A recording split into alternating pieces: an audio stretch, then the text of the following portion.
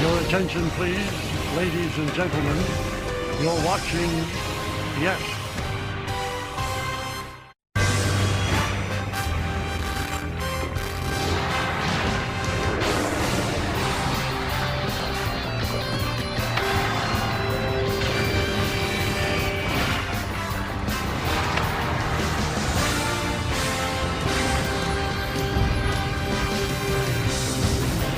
It's a beautiful early evening here in Houston, Texas, and under that dome, what a good way to start a Saturday night with a little jazz, yeah?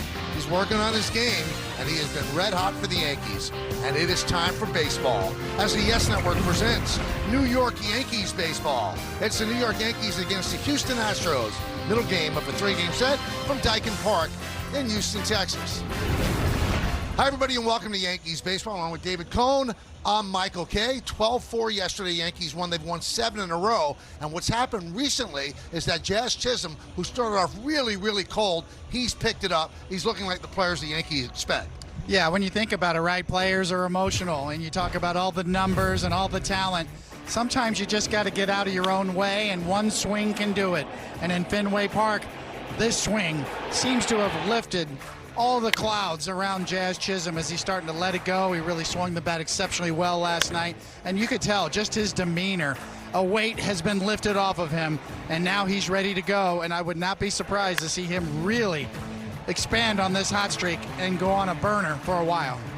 Yeah, it's been 4 games now where he has been red hot, hitting .438, 2 home runs, 5 ribbies. Look at the OPS, and in 3 of those 4 games, he's had 2 or more hits, so he is legitimately hot. Yankees try to make it 8 in a row and win another series. Let's take a look at the pitching matchup. In this one, the Home Depot working on a win pitching matchup. You got Mike Burrows going for the Houston Astros. For the Yankees, coming off the paternity list, it's Ryan Weathers, also coming off his best start as a Yankee.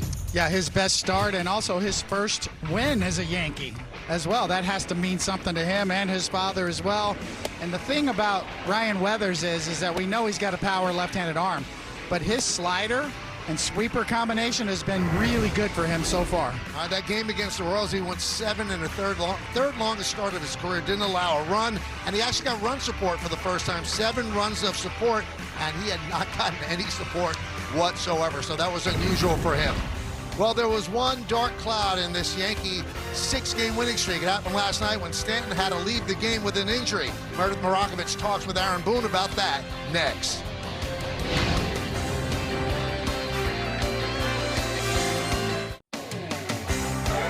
Welcome back to Daikin Park for Yankees baseball on Yes, as the Yankees offense will try to roll again against Astros pitching game 2 of the 3-game series coming your way in just a little bit. Hey everyone, I'm Meredith Marakovich. Giancarlo Stanton was 1 for 3 with an RBI last night before exiting in that 6th inning with some lower right leg tightness. Stanton said in the clubhouse today that he initially felt it going from first to second and said his calf just felt a little bit weird. He wanted to get off the field before he did any major damage. Although he does feel better today than he did last night, it's still a bit of a wait-and-see situation. Here's Aaron Boone with more of the plan for Giancarlo Stanton.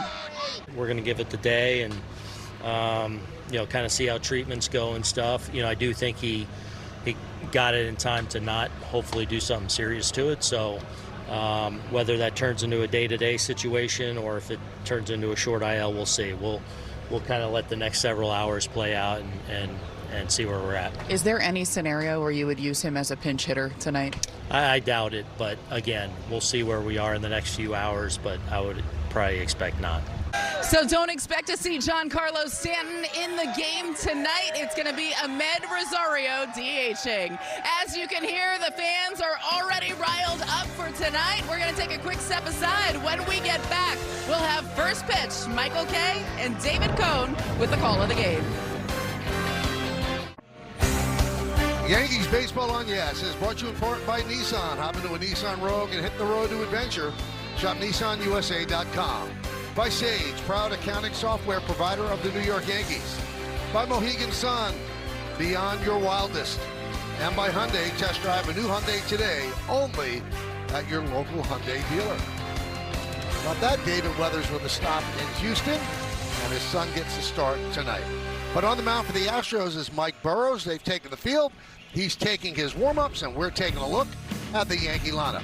Trent Grisham leads off. Ben Rice, 9 home runs this season. He will bat second. Batting third, right fielder Aaron Judge. Then it's Bellinger, the Red Hot Jazz Chisholm, and Ahmed Rosario, the middle of the order. And it finishes up with Austin Wells behind the plate, Ryan McMahon at third, and Jose Caballero, the shortstop, will bat ninth. And on the mound, they'll face this right-hander, Mike Burrows. This will be his 6th start on the year, and you see the numbers, 5 home runs, a little bit much for 5 starts. And let's tell you a little bit more about Mr. Burrows in our Nissan pitcher scouting report. He's got a strikeout arm. They like that. Good, solid breaking ball mix in the pattern, but he's been prone to big innings so far this year.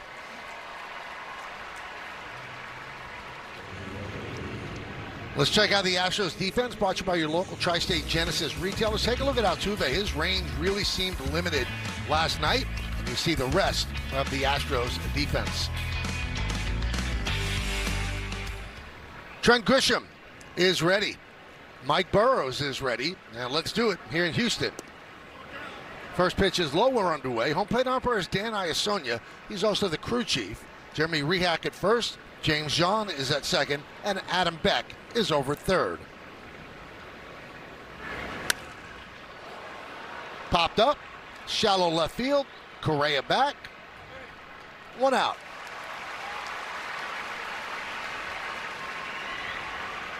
Let's take a look at Dan Iasonia, the umpire scouting report, brought to you by your local Kia dealers. He's considered pitcher friendly. He's had 27 calls challenged, 18 of them have been overturned.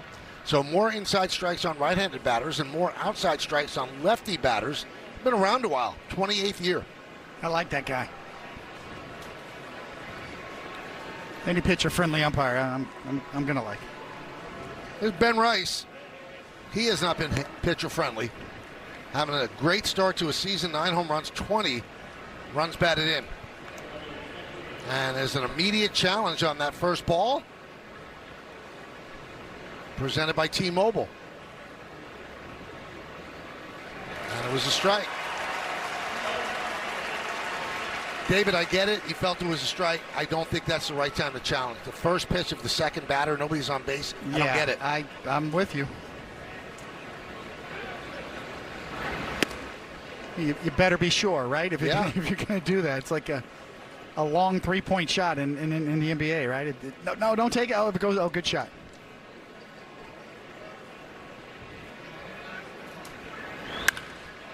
That's ripped to right field and not caught.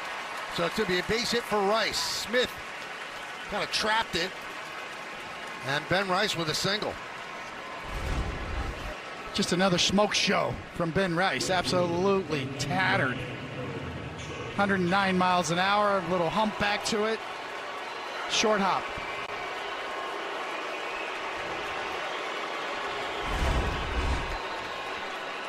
Here's Aaron Judge.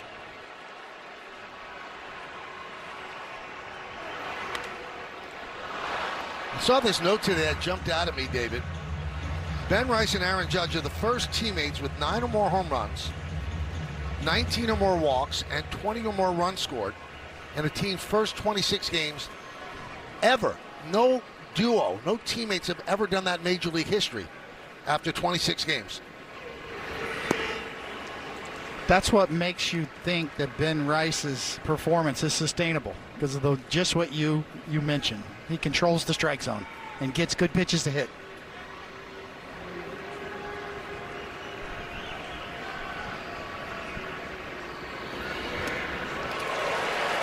One and two.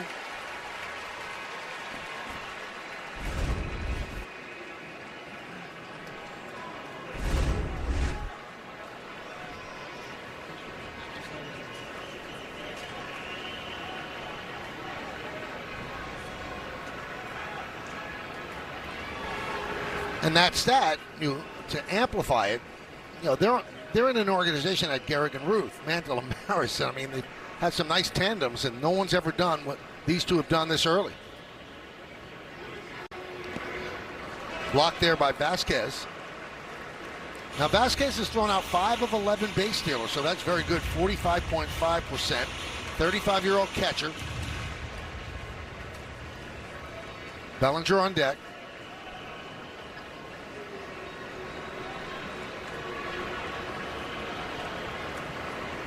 All of the right side of the infield is open as Altuve shades up the middle. Strike three, Judge down looking.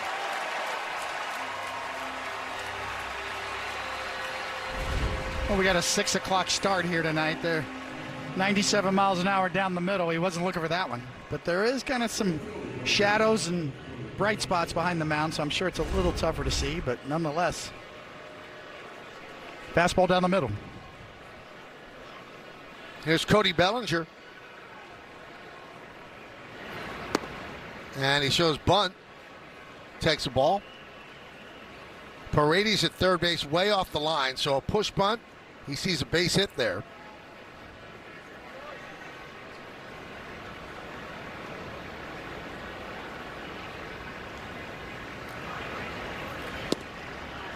Strike.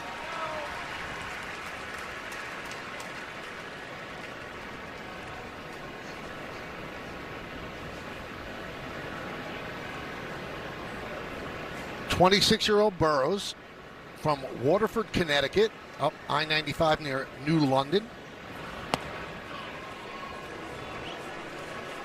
Came to the Astros in a 3-team trade in December. Burrows went to the Astros, Brandon Lau, Jake Mangum, Mason Montgomery to the Pirates, and then Jacob Melton and Anderson Brito went to the Rays.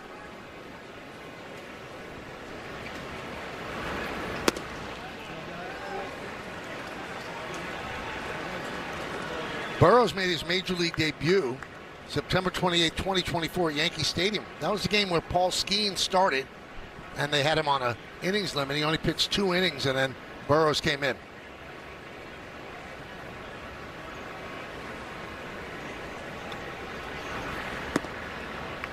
And a walk to Bellinger. So first and second, and Jazz Chisholm comes up.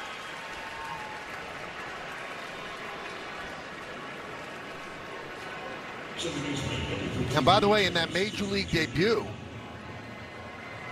Burrows gave up 1 earned run in 3 1/3 innings, and that 1 earned run happened to be a Jazz Chisholm Jr. home run.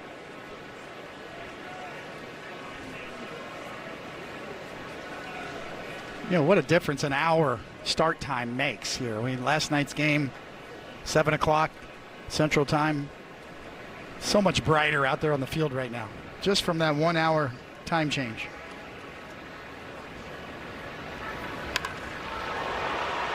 Fouled away. Now in the 9th inning yesterday, Jazz Chisholm Jr. challenged a call third strike, which was right down the pipe, and he laughed about it, and afterward he fined himself $1,000. He said that was embarrassing.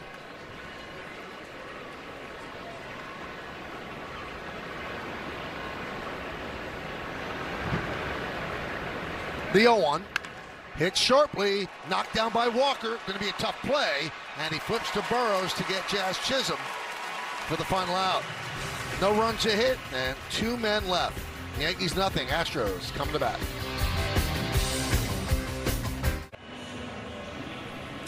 Well, the Yankees threaten. They don't score in the top of the inning. Now it's the Astros' turn against Ryan Weathers.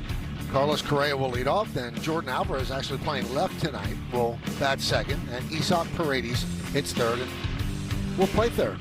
Jose Altuve cleans up Christian Walker and Yainer Diaz. And behind the plate, as we mentioned, is Christian Vasquez. He'll bat eighth. And here's Ryan Weathers. Papa Weathers just came back from maternity leave. Got to be on cloud 9 right now. Who needs sleep, right? It's overrated. So, yeah, let's give you the Nissan Pitcher Scatter Report. It's first Yankees win in his last start. That sweeper he throws, kind of sweeper slider-like pitch, has been very effective. Only 1 hit given up on that pitch when he ends an at-bat with it. And his first career start against Houston right here. And the Weathers family welcomed to the world Paul David Weathers.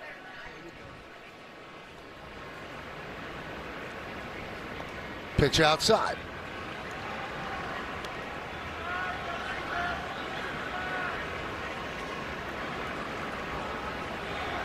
Correa playing short because Jeremy Pena's on the IL. Big cut.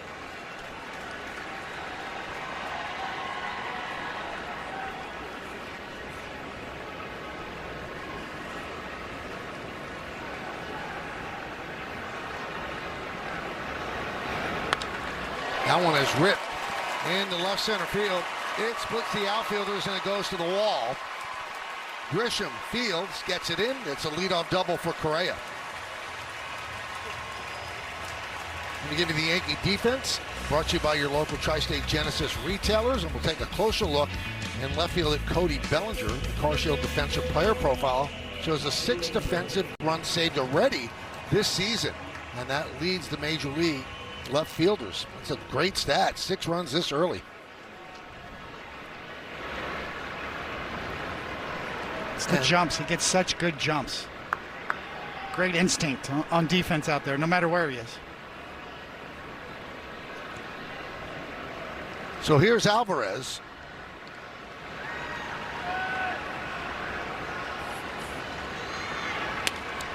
Grounded and grabbed there by Rice. And he will flip to Weathers. Just got him. Just got him. Moving to third is Correa.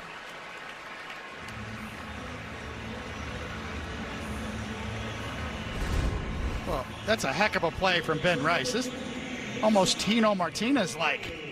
Go down, smother it, get up, give a good feed. You got to get over there. Bang, bang. Just got him. Yankees bring the infield in about halfway. And here's Paredes.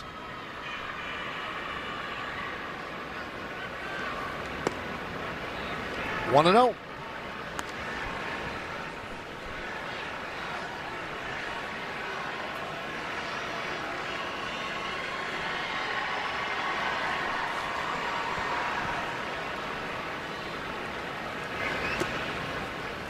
Kind of stunning news out of the American League East.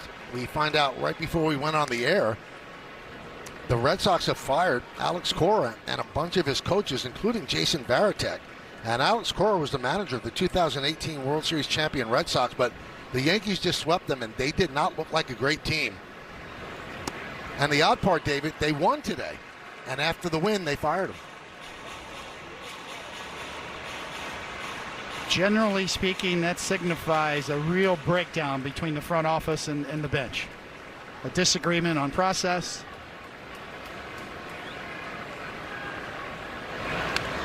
Foul back. If you don't have a full buy-in in today's game, you got problems. Everybody's got to be on the same page, from all the information that's presented to teams before games, to players, to coaching staffs. If you've got a breakdown, then you got a problem. And with the Red Sox doing that, all the other managers on teams that have started slowly, they're probably getting a little nervous and looking over their shoulder. Yeah, especially with Cora now on the market. Joe Espada's Astros have really struggled 10-17, and they have a very demanding owner in Jim Crane. The Phillies have spiraled to the worst record in the majors, so you wonder if Rob Thompson's okay. And Joe Espada's been decimated with injuries, so it's kind of hard to pin it on him. 2-2. Grounded, fair, past the diving McMahon. It kicks off the sidewall. Correa will score. Paredes will stop at first with an RBI single, and the Astros up 1-0. Well, he gets a changeup, and we know what kind of a pull hitter that Paredes is, and just keeping him fair was the key. Right over the bag. If you get it by McMahon, you're doing something here, because he's so good at third. You can see the changeup got him right down the line, and Weathers can't believe it.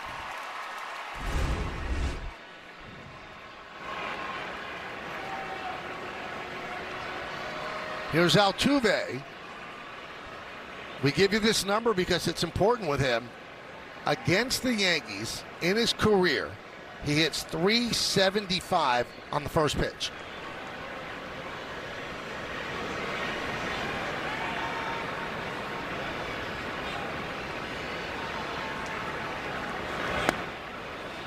I brought up that stat to Aaron Boone. I said, why do you guys even throw him a first pitch strike? He said, we don't a lot. He said he chases on that first pitch. He sits on that first pitch. Usually fastballs.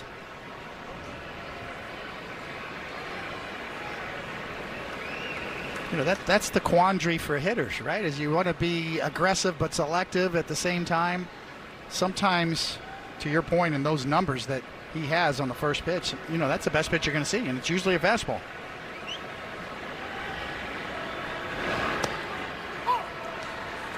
And really, he punishes the first pitch against all teams, but the number for the Yankees is 375.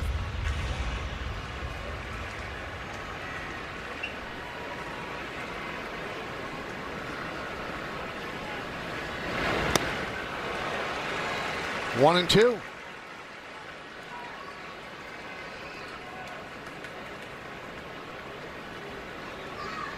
Christian Walker on deck.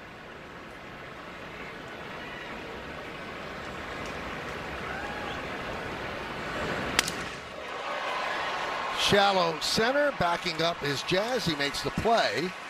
Sounded like a broken bat. 2 down.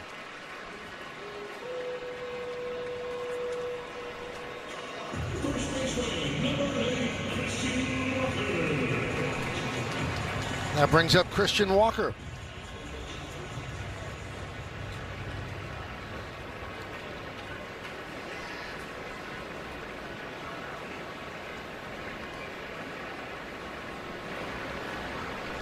Walker had a rough first year with the Astros, a 717 OPS. This guy was always in the 800s. This year so far, his OPS is 869.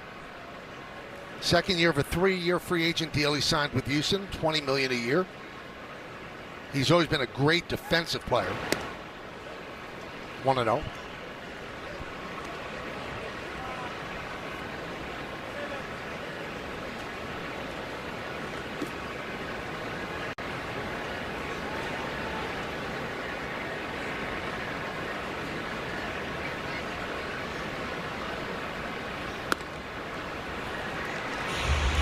Daikin Park is a retractable roof stadium, but despite it being a lovely day outside, the roof is closed. We told you yesterday, last 4 or 5 years it's been open twice.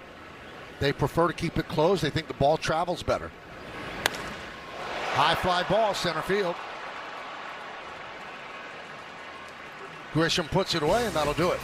For the Astros with a run on 2 hits, 1 man left. We've played 1-0 Houston. Play FanDuel's Daily Dinger for free every day for a chance at a profit boost if your selected player hits a home run.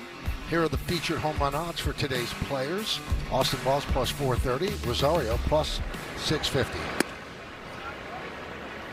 And Rosario leads off. Takes pitch inside 1-0. So Rosario, the DH, with Stanton not yet on the IL, but probably not a player tonight.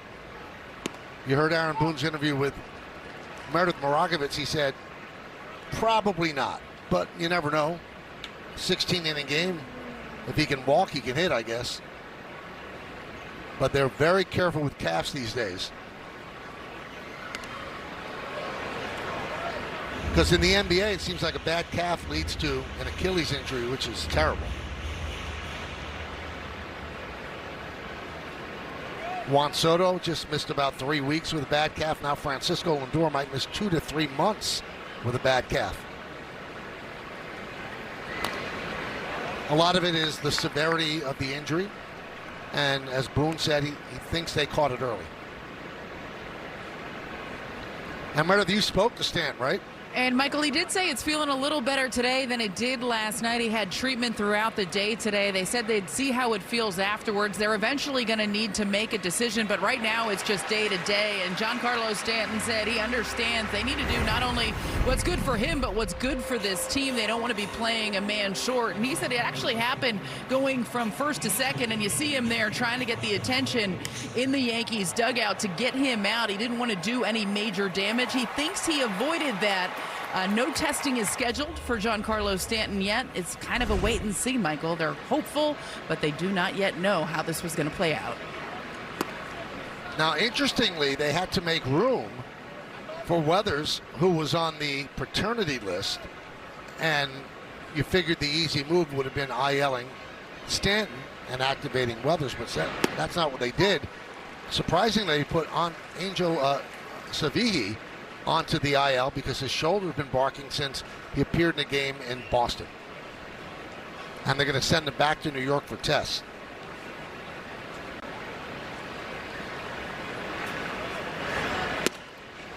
And they have another move that's looming if and when Anthony Volpe is ready, who comes off the roster then to make room for him on the 26 man.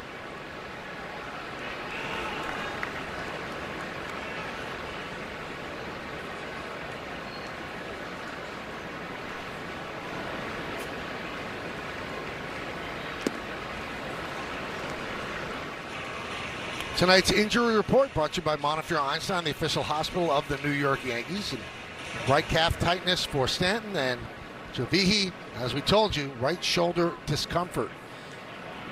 And Michael, I actually spoke to him in the clubhouse, and he said although there's no shooting pain in that shoulder, something just doesn't feel right. When he goes to throw, he feels some weakness in his shoulder. He said he's never felt anything like this before. He is alarmed, obviously, having not dealt with a shoulder injury. The Yankees are going to have him get some testing, but right now he's just doing treatment. He's hoping for the best, but they won't know more until he gets that imaging. And after he pitched in Boston, the first sign that something was up, he was putting on his jacket, and it hurt. His shoulder hurt when he tried to get his arm in the jacket. Kind of forgot about it. Then he threw in the outfield yesterday and felt it again, so that's why he's on the IL.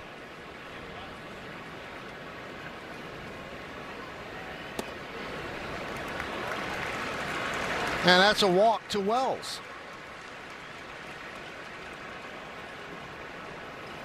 So Austin won for his last 14, but he keeps getting on base with walks.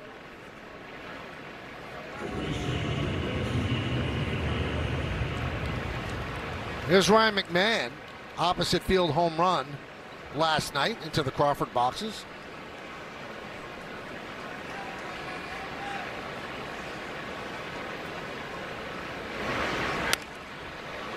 The other way, foul ball.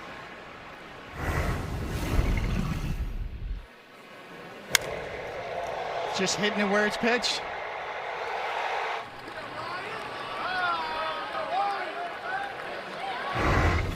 %12 of home runs are hit to the opposite field. But since 2021, McMahon has 20% of his home runs go the other way.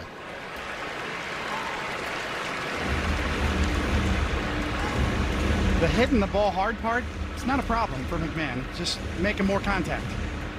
And defense is not a problem either.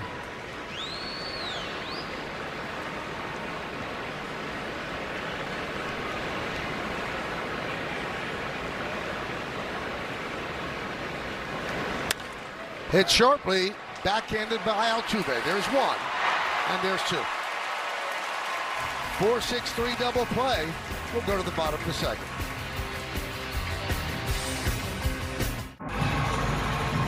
Welcome back. What a week it has been for Ryan Weathers. On Tuesday, he was in Boston with his team for Game 1 of that series. Then on Wednesday, he and his wife Thayer welcomed their first child to the world, Paul David Weathers. On Thursday, he was back at the stadium throwing his regular side session. And then on Friday, he played catch before boarding a plane to come here to Houston, Texas to prepare for today's start. Now, I spoke with pitching coach Matt Blake, who told me he was able to get in all of his work as he normally does, and he got here at about 5 p.m. local time last night, so he got a good night's sleep in preparation for today. And speaking to Weathers after his last start, where he was brilliant, 7 1/3 scoreless, 8 strikeouts in that one, he said the biggest difference for him was fastball location. He felt like in past starts it was floating over the middle of the plate. He didn't necessarily know where it was going. Last time out, he was able to use both sides of the plate. He felt like every time he threw it, he knew where it was going to go, and it made all the difference. Also, he noted he was just able to relax a little bit on the mound, something he had not done in previous starts. He said he felt like everything was just free-flowing out there. And David, as you noted, he picked up his first Yankees win last time out against the Royals. Well, Austin Wells is going to challenge that ball, and he's successful with the challenge. That was indeed a strike. ABS powered by T-Mobile.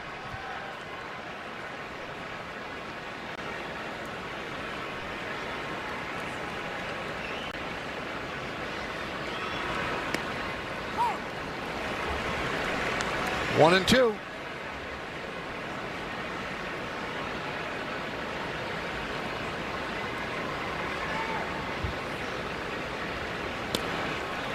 And down goes Yainer Diaz.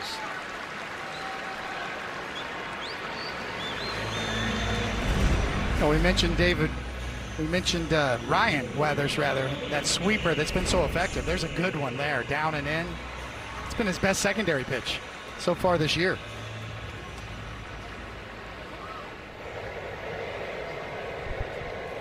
Here's Cam Smith. And a strike, 97-mile-an-hour fastball.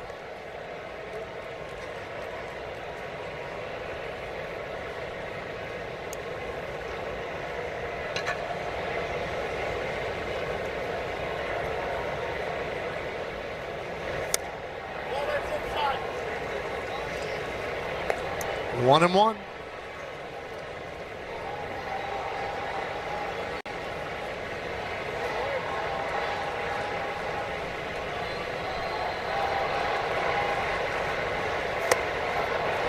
Now the pitcher that was spared to make room for Weathers, everybody assumed it was going to be Bird. But with Chavihi having problems with the shoulder, it's him. Bird still remains in the bullpen because the way the rosters are constructed, has to be 13 pitchers and 13 position players. So he would not have been able to move in for Stanton. Stanton's move could obviously be for Volpe or somebody else if Volpe's not ready.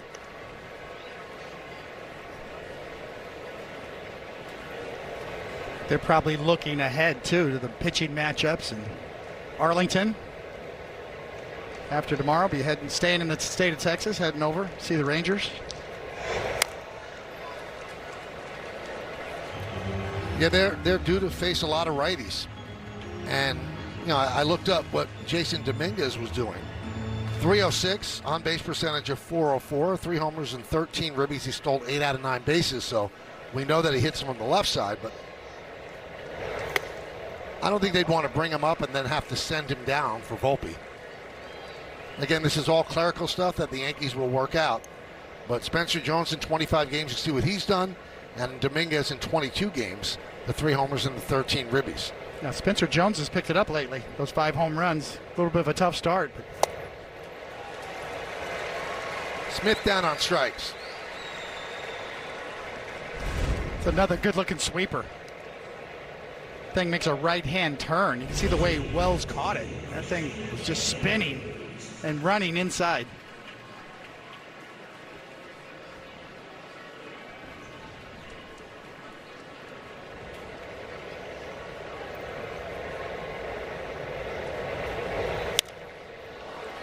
Vasquez to Judge. And Weathers with a 1-2-3 inning. We'll go to the bottom of the second.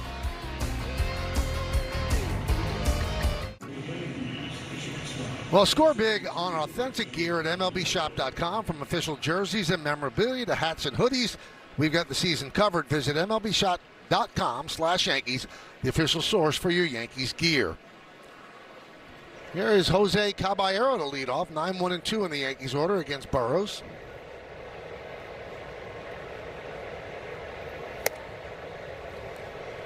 Caballero has challenged the most pitches of any batter in the big leagues, 10.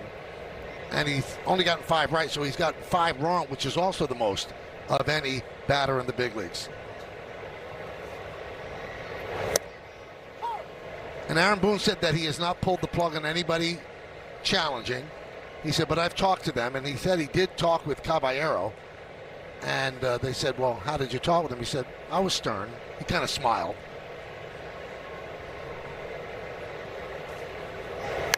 And a push bunt. Nice play by Burrows, but he dropped the ball. Fortuitously, it rolled right to Walker, but Caballero beat it out.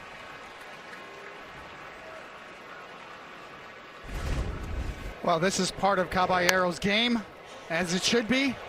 You put pressure on the defense and they make mistakes, and that's exactly what happened. Speed kills. You could see he got ahead of himself because he knew he had to hurry, and that was the difference. If he fields it clean, he's got him. All right, now a threat to go. He has 9 stolen bases. And here's Grisham.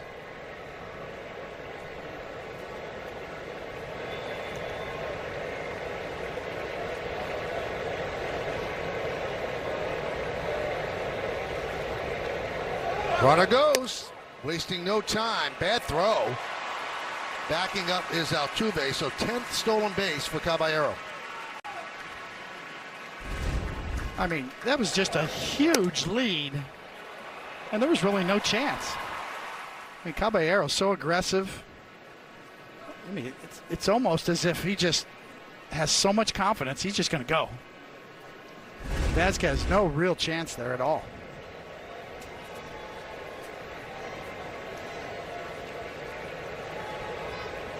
He's the threat to steal third as well. 1-1.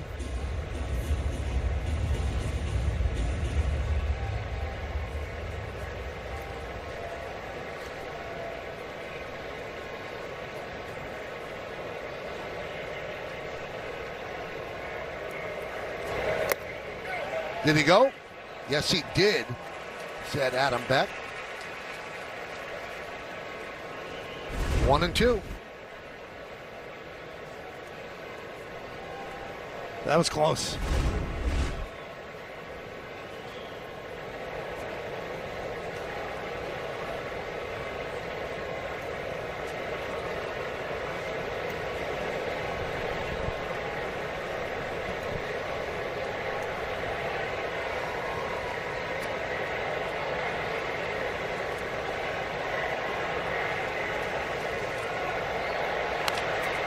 Not even close at second.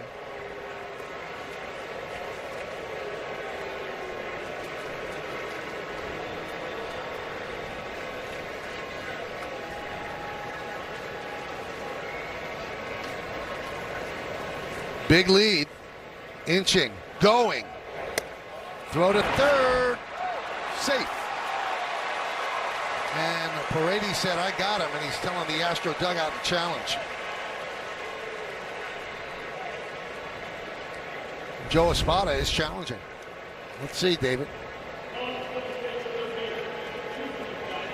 Yeah, he's out. Yes. You can see the umpire got blocked out. He couldn't see the tag.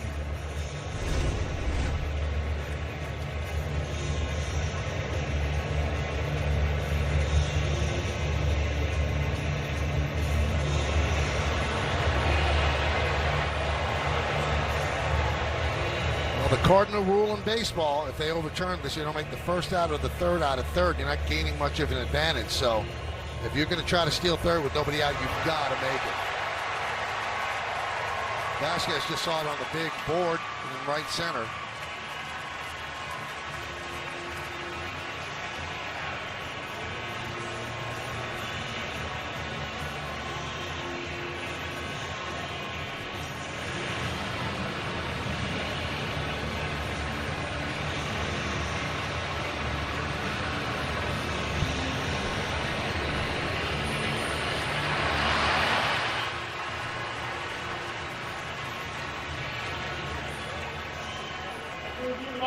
It's overturned.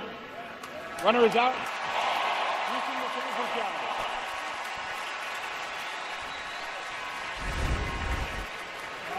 Pretty good jump too, but the problem is with a left-handed batter, Vasquez is unimpeded with his throw to third, and even though it's up the line a little bit, Paredes does a good job of corralling it and making the tag, and you can see Vasquez can throw.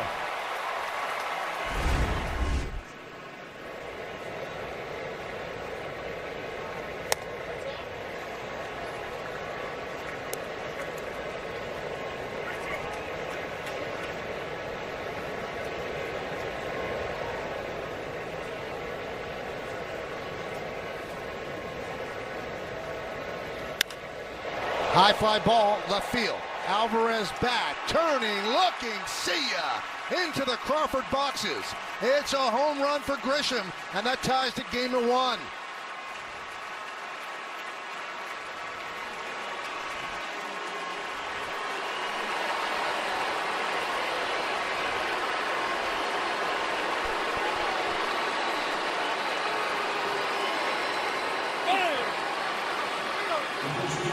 It really looks like Grisham was looking to go that way. He was looking for a ball out over the plate. He was going to take a shot to the Crawford boxes. He got it, and he delivered.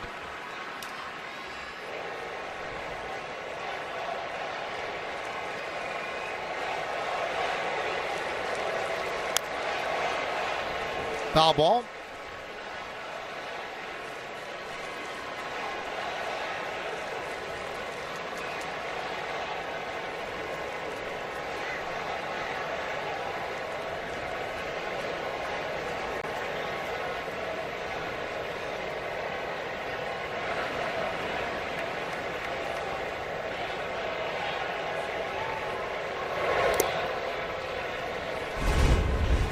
This will be number 4 for Trent Grisham. You can see that fastball up and away, and he just looked like he was going to try to go that way. The minute it left the bat, he knew it.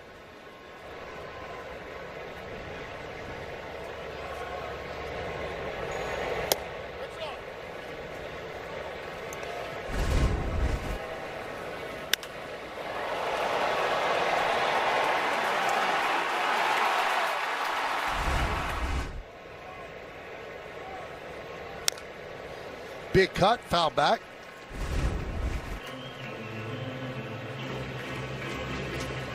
I think Caballero's apologizing.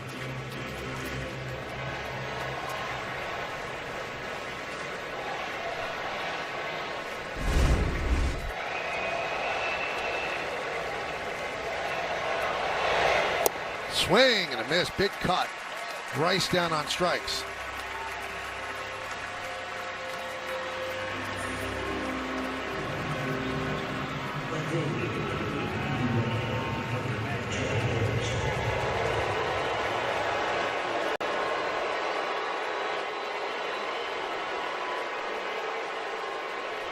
Here's Judge.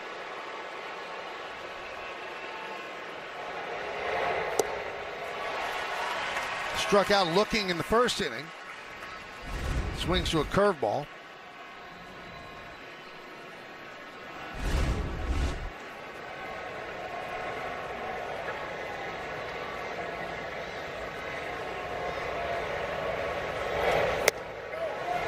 Checked his swing, but Jeremy Rehak said he went around.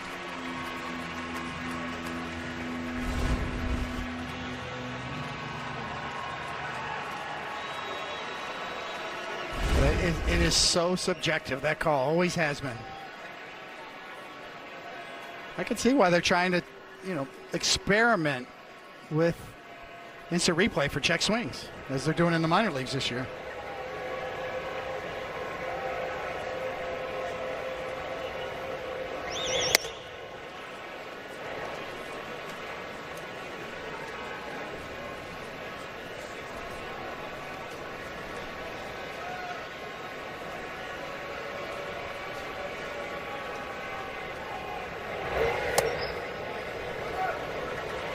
Two and two.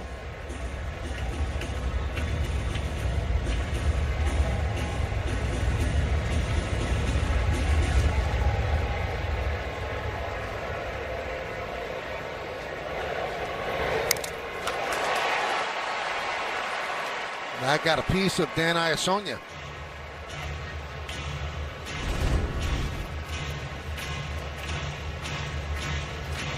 Bare hand.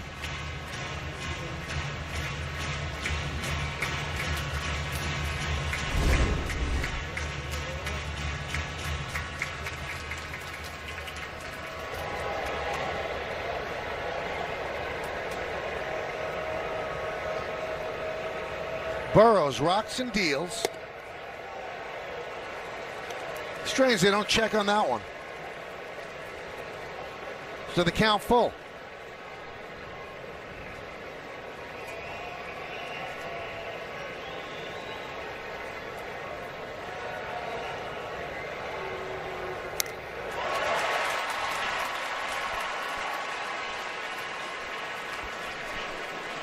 Burrows has shown pretty good stuff. He's got a good breaking ball package.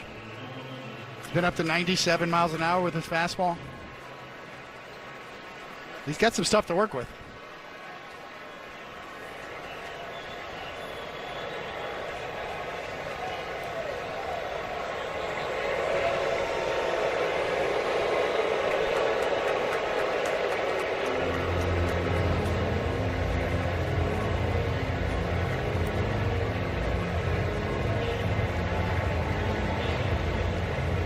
That's what Aaron Judge does to pitchers and catchers.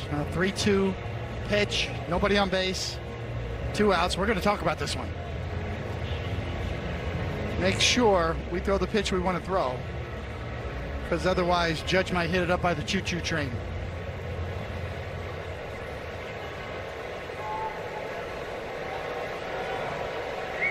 It's been quiet up there.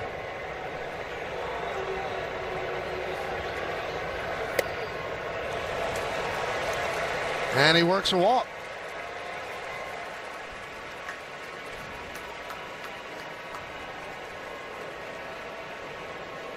This ballpark has been kind to the Yankees of late. They're 10-1 in this park since September 1st of 2023, and that was the day that Dominguez hit that home run off of Justin Verlander.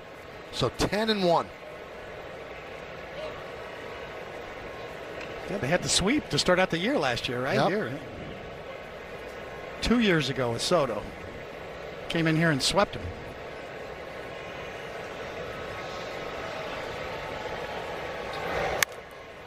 High fly ball. Matthews in center. Puts it away, and that'll do it. But the home run by Grisham ties the score.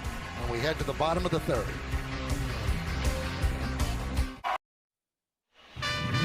It's time for a segment we like to call, well, let Mel say it. How about that? It's about Trent Grisham, who just hit that home run. Uses a distinctive golf-style grip with both thumbs aligned parallel to the bat. Does not wear batting gloves, a habit that began after his gloves ripped when he was younger. And he's born Trenton Marcus Clark, legally changed his name to Grisham, his mother's maiden name, to honor her. And there's that odd grip. How about that? There's a strike to Matthews. He may start that way with that grip, but by the time he makes contact, that grip is different.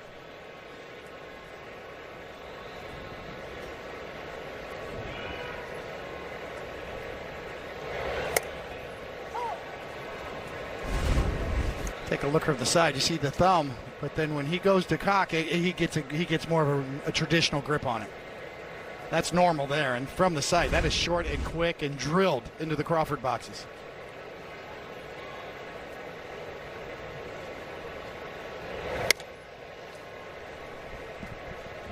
One and two.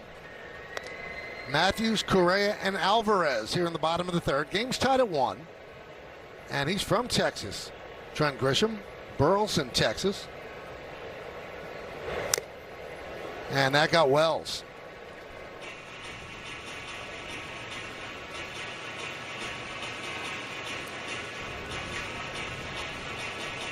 It's an unforgiving position.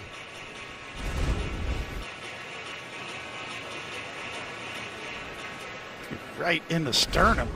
Wow.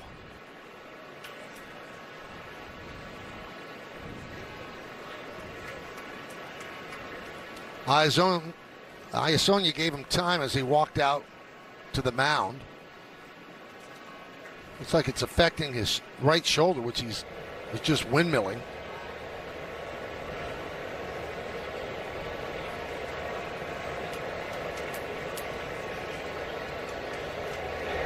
Swing and a miss. 1 down. Third strikeout for Weathers. Yeah, Weathers has shown a really good sweeper, as we noted. How about this changeup, though, if he gets that one going? That's the third pitch equalizer for him to use against right-handed batters and finish them off like he just did.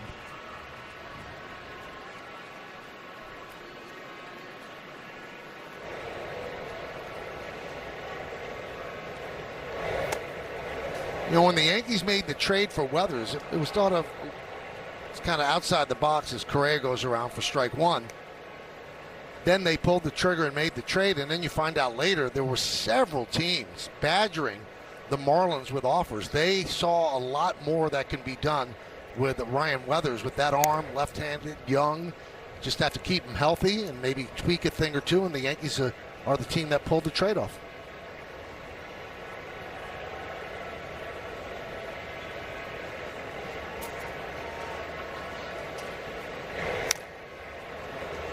Former first-round draft pick with the Padres. He's always had a good arm.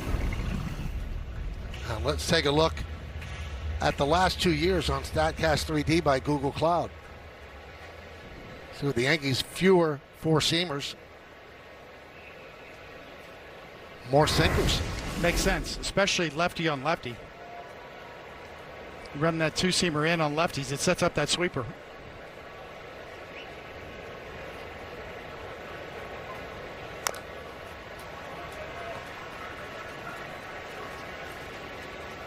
Correa doubled and scored in the first inning to double the left center field. Alvarez on deck.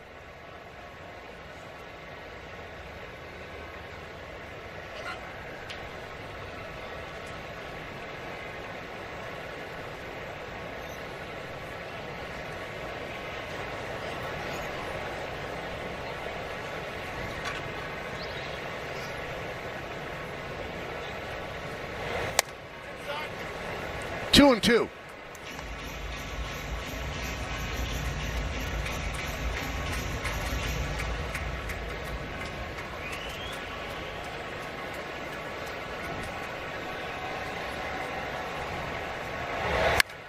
Grounded. McMahon.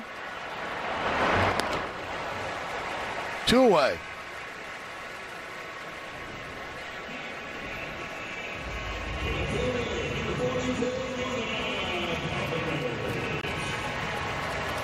Here's Alvarez. Little change in Alvarez this year. First of all, he's healthy after last year, but he always went line to line. He could really hit the ball a lot to left. He is pulling the ball a lot more this season. Kind of feels like he's healthy again. The problems he's had in the past, injuries, have been lower half. His legs, his knee. His balance looks so much better now. You hardly ever see him take a swing and fall off or be off balance. Caballero. And a nice 1-2-3 inning for Weathers. He's retired 8 in a row. We go to the 4th. Jazz Chisholm leads off. We take a look at the exit velocity of his home runs presented by Spectrum. This is actually the last 2 games, all of his hits. Been hitting the ball hard. Hit the ball hard in the first inning, knocked down by Walker, and that was the end of the inning. The Yankees had first and second and 2 outs. Jazz actually changed up a little bit, David. He moved back toward the back line, 1.5 inches in the batter's box, and he went 6 inches farther away from the plate and also closed his stance just a little bit. So there is something of a change that has effectuated this productive streak.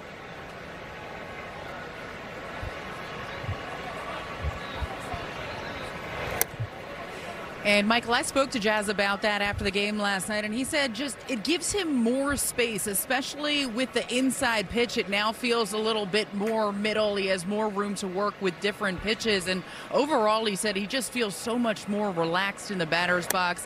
Aaron Boone mentioned that after the game as well. He looks like Jazz again, much more like himself. You wonder, the league then catches up. Do they start working the outside corner? Because you're 6 inches away. It's a game of adjustments. You're right. I mean, the one thing leads to another. And he goes down on the curveball.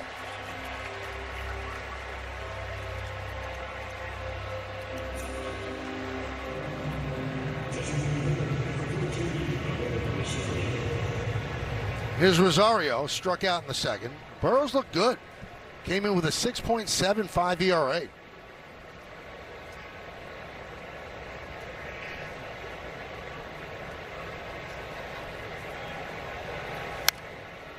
Back to the screen, 0-1. Yeah, he's shown a couple of different kinds of breaking balls. We talked in our scouting report about his breaking ball package. You just saw that curveball to Jazz. He was really good in the upper 70s.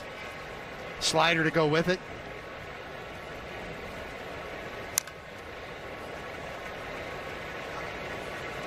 He's a true 4-pitch pitcher.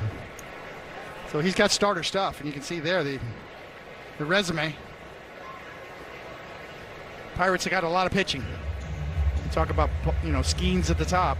They've developed pitching very well.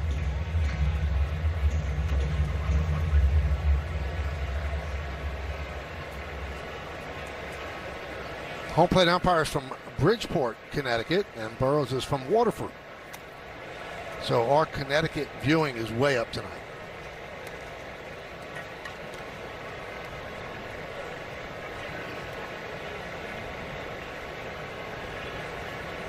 One and two on Rosario. We're in the fourth, 1-1 game. And down goes Rosario for the second time.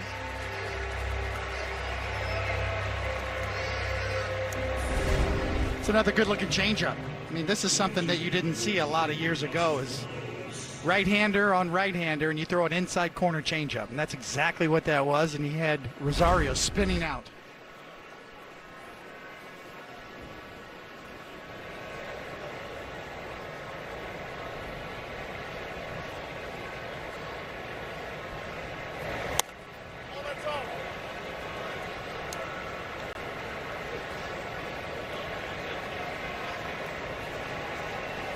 Wells walked in the second.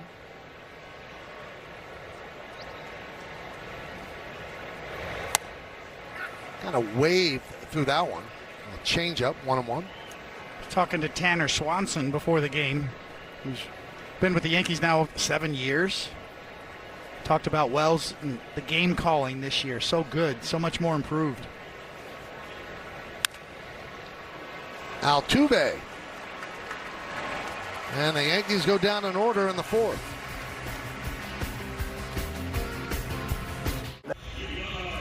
Time for Pinstripe Pride, brought to you by Toyota, the official hybrid vehicles of the Yankees.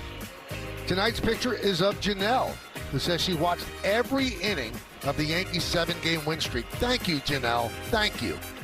Use the hashtag Toyota Pinstripe Pride and mention yes in pictures you post to social media to reflect your love for the Bronx Bombers.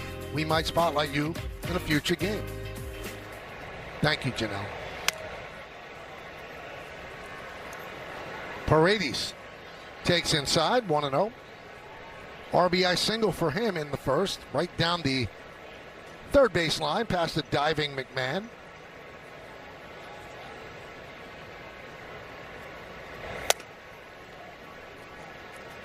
You know, we talked about Paredes and fly balls, the left field pulled fly balls. If you look at his style, he is all over the plate and where his back foot is. He looks like he's not because he starts open, but when he closes up, he's as on top of the dish as anybody. So your approach to pitching against a guy with that kind of style, you know he's looking to pull the ball in the air. You chase him inside, you pitch bad to his strengths, and we see the Yankees do that. Pitch him inside and then soft down and away. Rip, foul. You used to do that a lot. If a guy was a low ball hitter, you'd go even lower. Yes, that's two different theories. Do you pitch to his weaknesses and pitch away from his strengths, or do you pitch bad to his strengths, so to speak? And that's what I would look at. You can see he is on top of the plate, and that's what makes he's looking to pull. He's got one thing in mind: pull the ball, get it in the air. So how you counter that is you chase him. You give him something he's looking for, but chase it inside. Breaking balls breaking in off the plate. And then you can go down and away soft once you get him conscious of in. Try to get him to pull the ball foul with pitches in off the plate. Speed up his bat.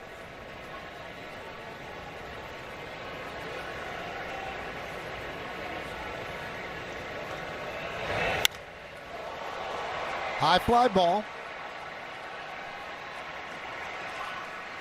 Caught by Judge, one away.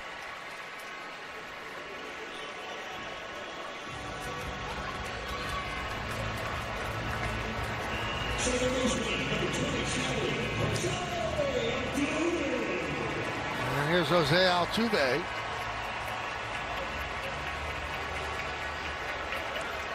The Astros cleanup hitter.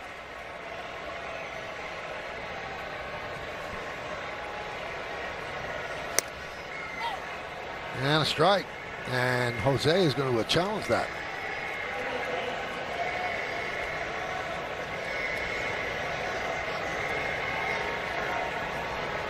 He's not going to like it. You got one left. Not really even close, right? It's the great equalizer. Everybody gets humbled with this new challenge system. Everybody. Nobody is immune.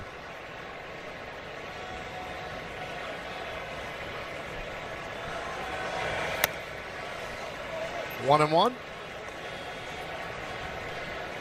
Altuve, 35 years old, 16th big league season. Just played his 2000th career game on Tuesday. Only Biggio and Bagwell have done that with the Astros. And the only player that's played longer with the Astros was Craig Biggio with 20 years. So Jeff Bagwell's doing the game on the television side for the Astros tonight. Yeah, both Biggio and Bagwell are both heavily involved in the organizations. Good to see. Two great baseball guys. Bagwell, 449 home runs, Hall of Fame, Rookie of the Year in 91, MVP in 94.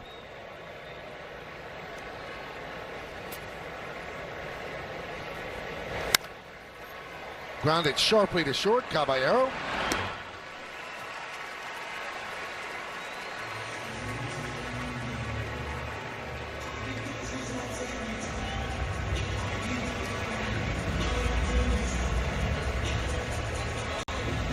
You know, there's some question whether or not Altuve will be a Hall of Famer with his involvement with the sign stealing scandal here. And Jack Curry said he reached out to a dozen Hall of Fame voters yesterday. All 12 said that Altuve would be first ballot for them.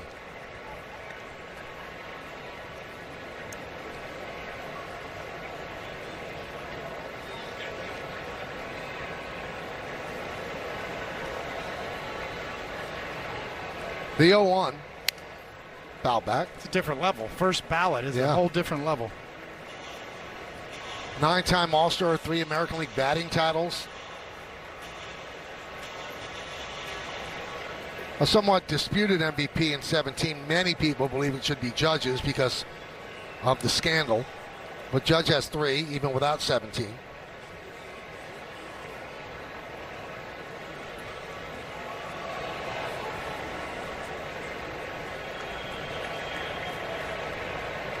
The 0-2 to Christian Walker. I remember doing post-game shot with you on this field in 2017 when the Yankees lost to the Astros, and we talked about, wow, this Yankee team 2017, they're really going to have some chances. You just never know if you're ever going to get a chance, if the stars are align where you'll get back and have a chance to win a World Series. Now, obviously the Yankees had that chance against the Dodgers, and that didn't go their way, but here we are, 2026. Yankees still looking to get back there. 1-2. Swing and a miss. Now Walker's saying that he tipped the ball, but Sonia doesn't think so. So he is down on strikes. And a spotter will go out. Break that up as we go to the 5th. Well, tomorrow, don't miss a Sunday matinee on Yes as the Yankees and the Astros wrap up this weekend set here in Houston. FanDuel pregame coverage begins at 1:30 with first pitch scheduled for 2:10 on Yes and the Gotham Sports app. Audi scoreboard 1-1, top of the 5th inning.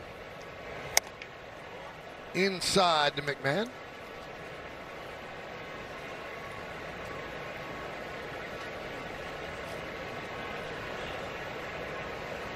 McMahon hit into a double play in the 2nd.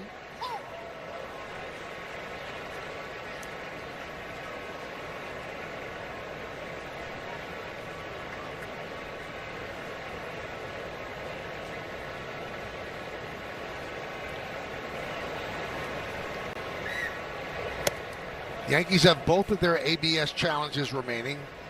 The Astros 1. McMahon, Caballero, and Grisham here in the 5th against Burrows.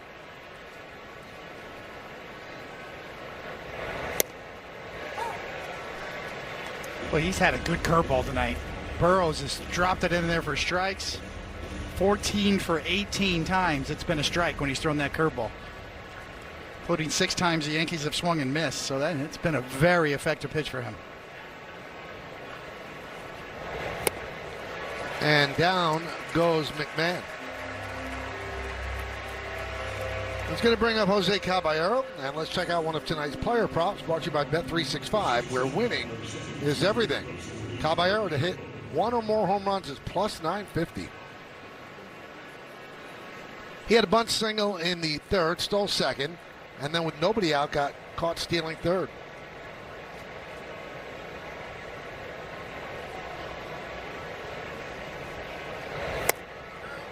The Astros pitching staff has been banged up. Of the original starting five that was planned, Hunter Brown on the IL, Christian Javier on the IL, Tatsuya Imai, big signing from Japan, also on the IL.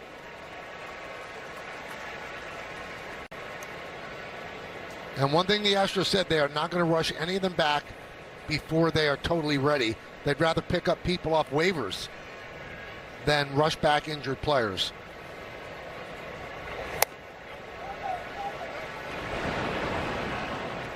Checks the swing. This is the Astros injury report. The shortstop's out. Their closer is out. One after another. So many people out of the bullpen. Trammell, he's out.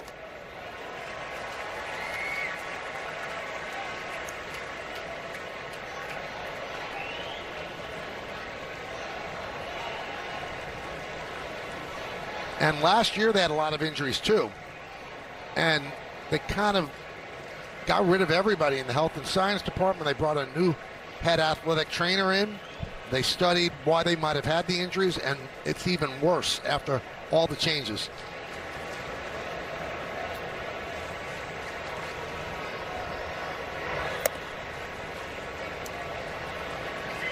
And in spring training, all the players supposedly did the lifting they were supposed to do and the stretching they were supposed to do, and everybody seems to have gotten hurt.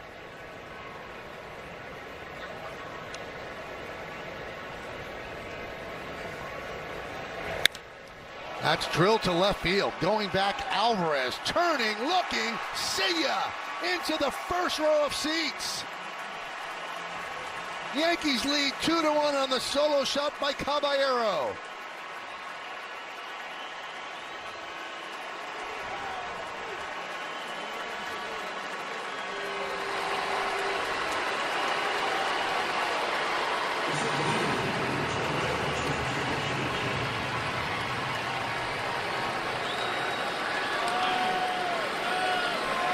I think he likes hitting in Houston.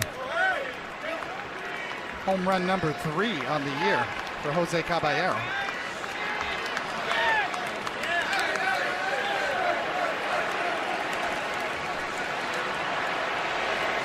Both home runs allowed were on 3-2 pitches.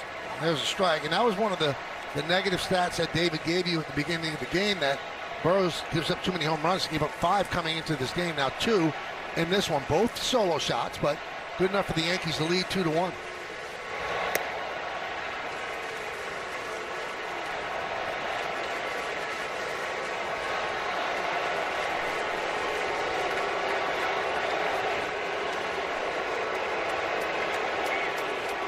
One and one on Grisham. He homered in the third, 1 for 2.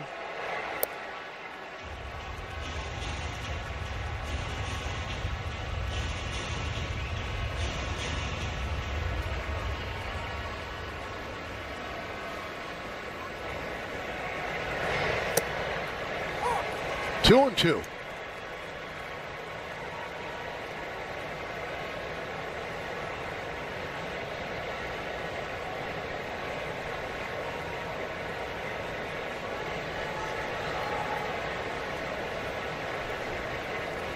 Say for any young pitcher here in Houston, similar to Yankee Stadium for a young pitcher there, you got to get used to this ballpark.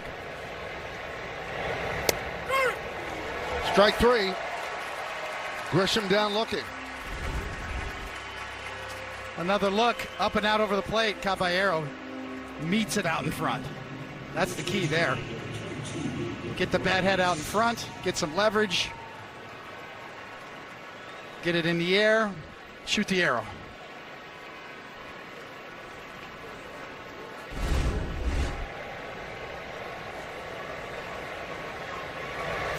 Ben Rice fouls it away. I think he learned that from Fernando Rodney Tampa Bay days back when he used to do that, right? When he got the saves. Yep.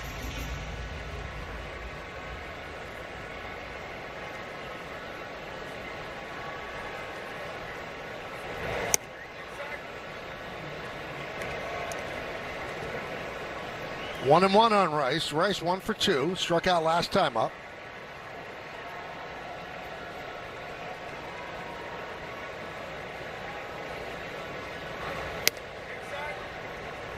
Two and one. And Stephen Okert getting ready for the Astros. They have 3 lefties in the bullpen.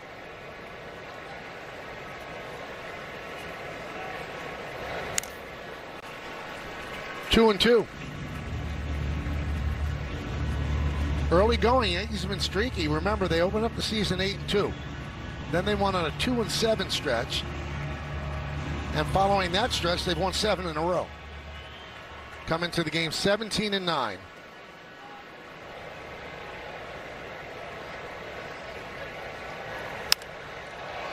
Out to left field. On the run, Alvarez. He's not going to get there. It's a fair ball into the corner. And Rice gets himself a double.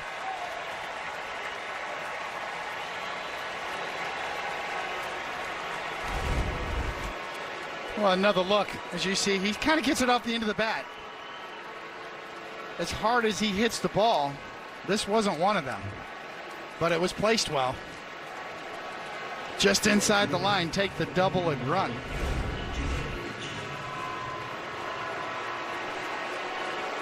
So here's Judge. Strikeout and a walk.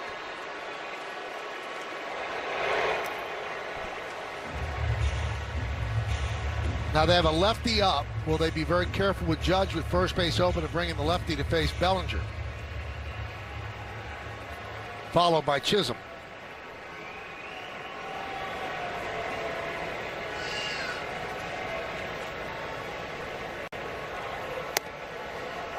Came right at him, 1-1. The Yankees have 3 of the top 20 lefty-on-lefty hitters in the big league so far this year. Bellinger's number 1.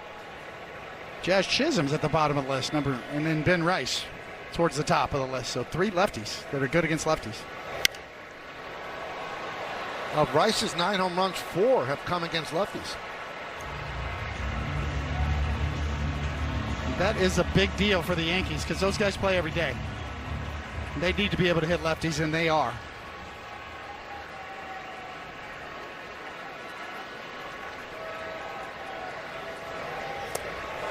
And he gets Judge on the curveball. But the Yankees take the lead. Jose Caballero just got one over the high wall into the first row. He keeps hitting like this, he's going to make the Yankees quiver. Audi scoreboard, Yankees lead 2-1, bottom of the 5th inning here in Houston.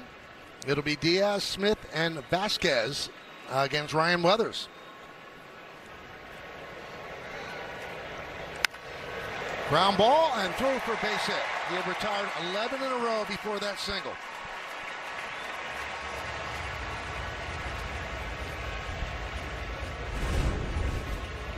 And a first pitch changeup, up and out over the plate, hammered in the left.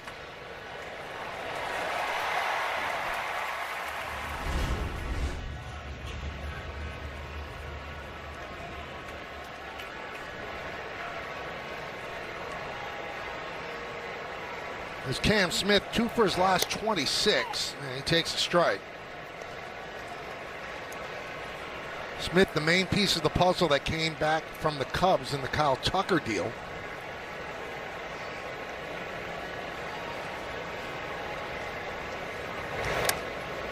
That's a nice pick by Wells to save the base. Thought it might have hit him for a minute. How'd that miss him? In between his legs it landed.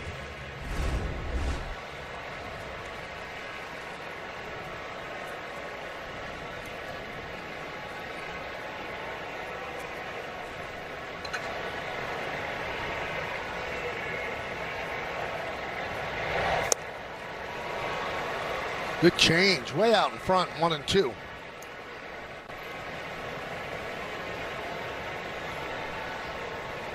Such a key pitch for any pitcher, that third pitch to be able to use as you get deeper into the game here in the 5th inning, starting to see the lineup turn over again. For Weathers, it's that changeup. He's had a really good sweeper today.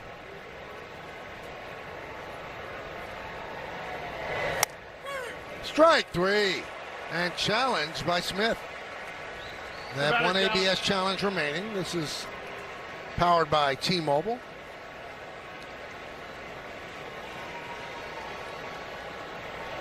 Wow, got it right. Overturned. Still got one left.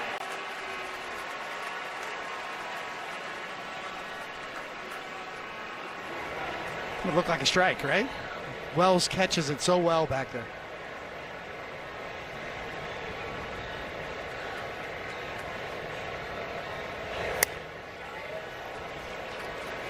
And the count is full at 3-2.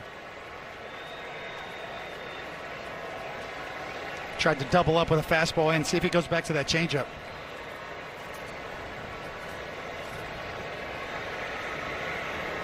Oh, they got him picked. And Chisholm with the tag.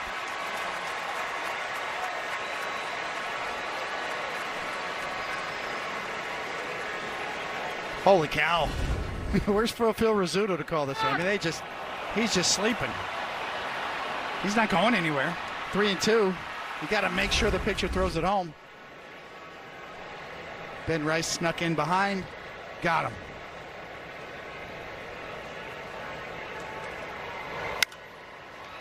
Jazz Chisholm backs up, outfield grass.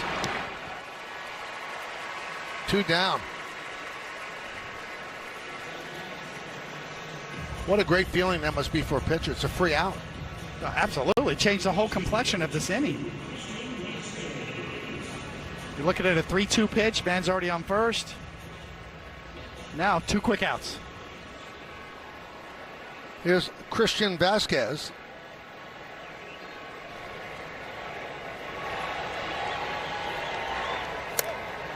Vasquez signed a minor league deal in spring training to join the Astros. Had to make the team. Had a good spring training, and the 35-year-old has gotten off to a great start, hitting .342, 2 homers and 10 ribbies, and he's taking some catching time away from Yainer Diaz.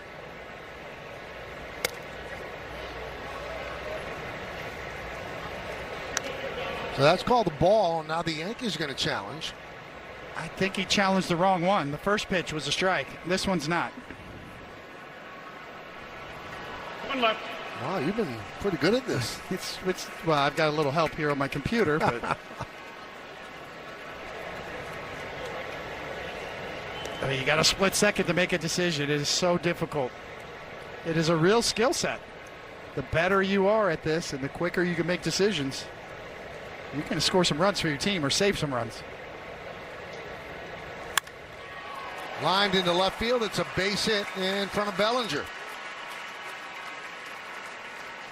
2-out single. Austin Wells behind the plate. He's challenged 19 pitches. 11 have been overturned.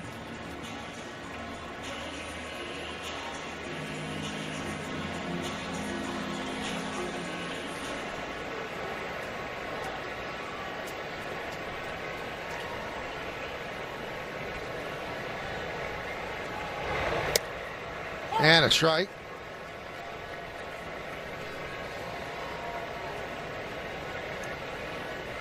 Do you like watching the games without the strike zone box? Doesn't bother me. I kind of, Yeah. it's kind of right back to 1987.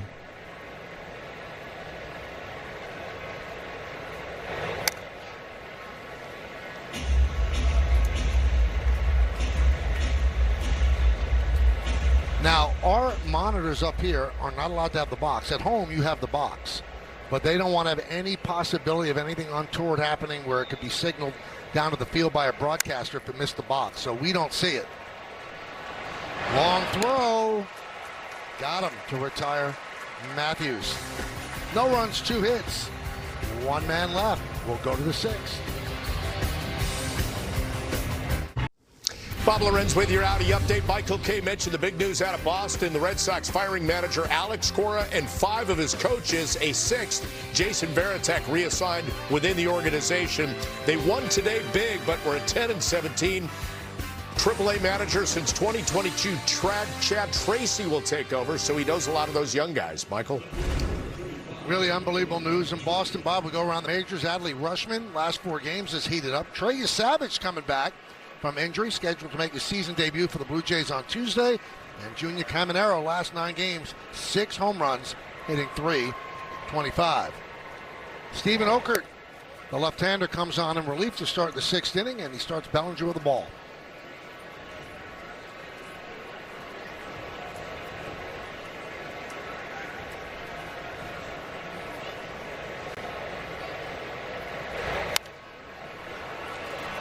Tell you what, David, I thought Burrows pitched well. Very well. He's got a good curveball. Really impressive. Definitely above average in terms of shape. Threw it for strikes. Got a lot of swing and misses with it. Good changeup tonight.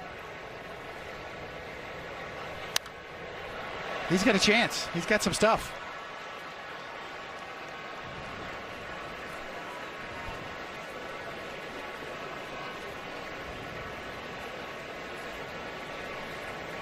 Okert is 34 years old, 9th big league season, does not throw hard.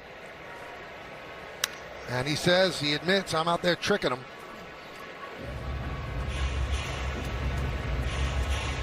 Last season, he simplified his arsenal, going exclusively slider fastball.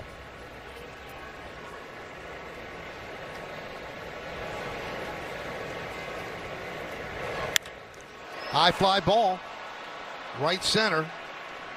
Smith is there, 1 out.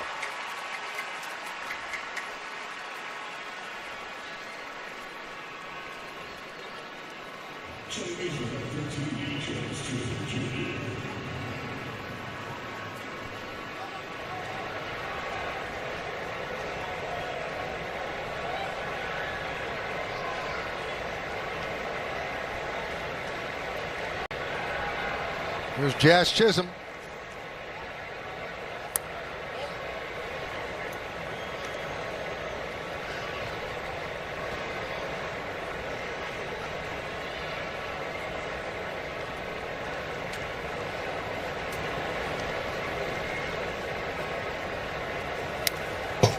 All the way to the backstop. Jazz just got out of the way.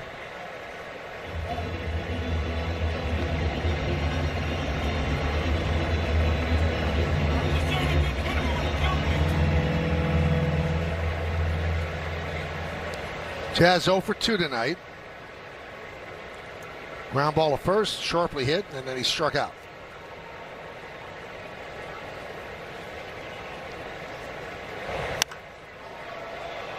Foul ball down the right field line.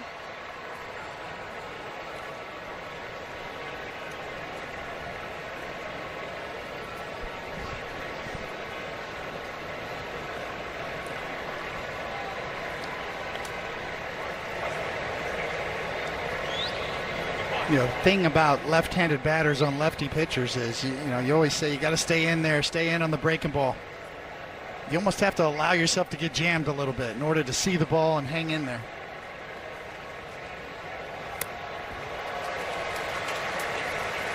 Two and 2 on Chisholm.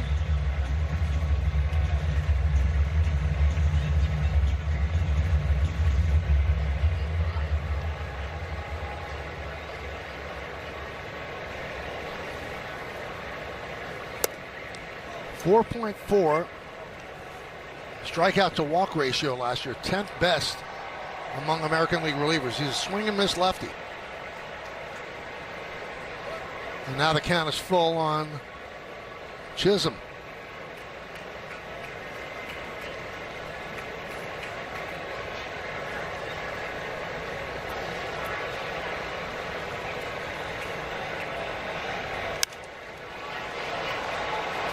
Left field, shallow.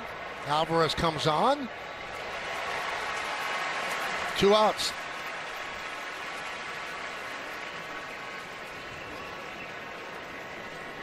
And here's Rosario. He's glad to see Burrows out. Struck out twice against the righty.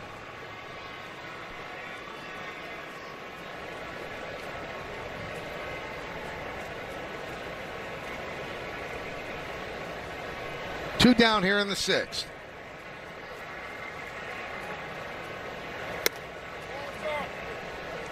1-0.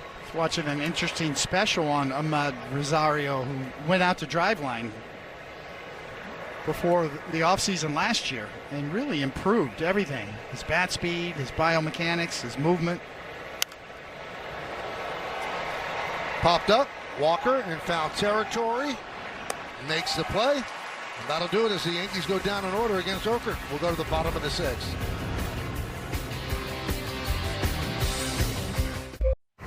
Now let's check out the pitching decisions presented by Sage. How about Weathers tonight? Well, his off-speed pitches have been really good. That sweeper especially has been excellent tonight. And he has thrown it for strikes, and then the changeups come along as well. So outstanding secondary pitches for the swing and miss, and you can see that leads to the strikeout percentage being in the top 3 in the AL this season. Montefiore Einstein, 2-1 Yanks. Bottom of the sixth. And the top of the Astros order. First pitch is a strike.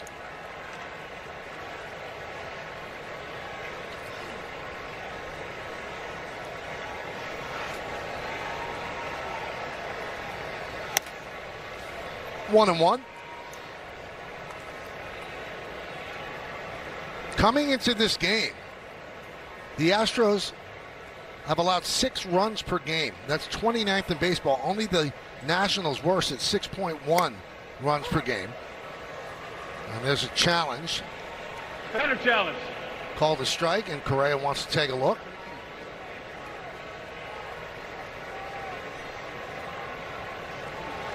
And it's a strike, so they're out of 0 challenges. ABS challenges.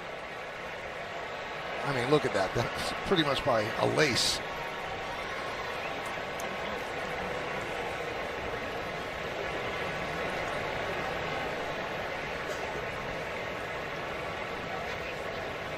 So the Yankees have 1 remaining. The Astros are out of challenges. Coming into this game, the starting pitching for the Astros, 5.99 ERA, worst in baseball. Relief pitching ERA, 5.94, 29th in baseball. Only the Royals are worse at 6.09. High drive, left field. Bellinger back, turning, looking, see ya. A tie game, the home run by Correa.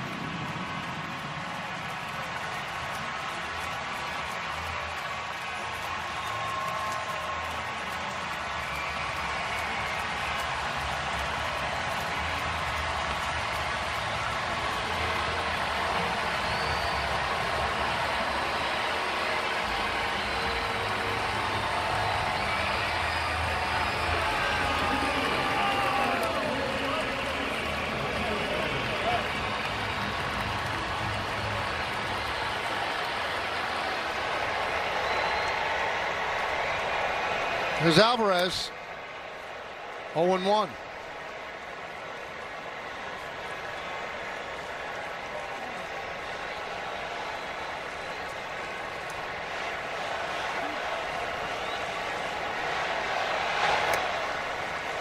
One and one. Alvarez 0 for 2 tonight. Correa has hit Weathers for a double and a home run. He scored both runs. 2-2 game, bottom of the sixth.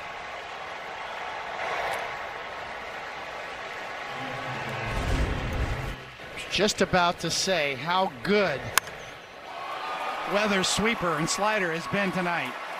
Until that one.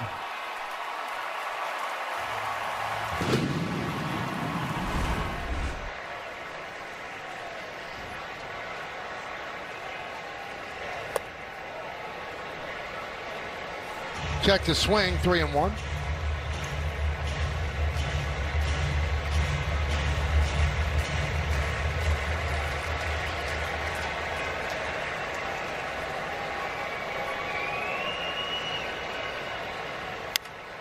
And he goes the other way and squirts it into left field for base hit.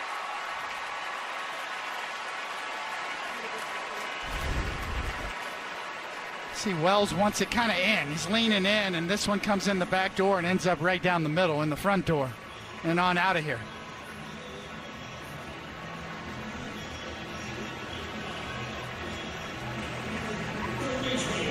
He's always hurt the Yankees. 19 home runs now in 72 games. And Matt Blake will come out to settle down Weathers.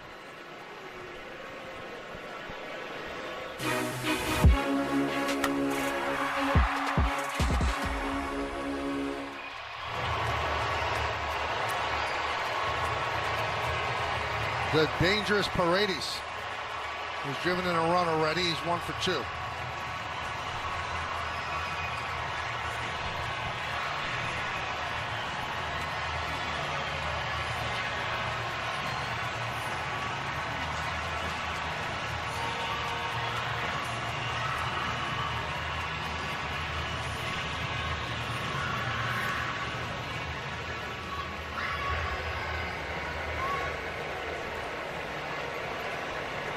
Middle game of this 3-game set. All Yankees last night, 12-4.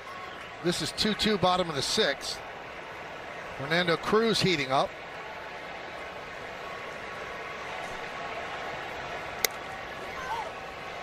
There's that pitch for a strike.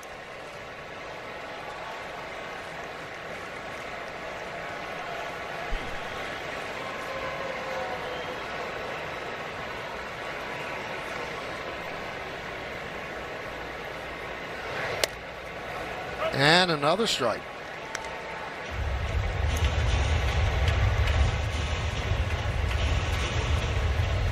Pitch count's in good shape. Only 83 here.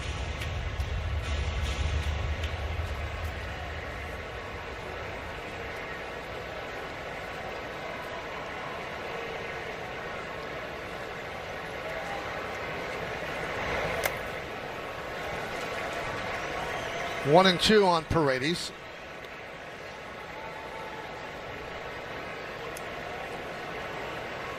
Kaiwei Tang is warming up for Houston, a right-hander.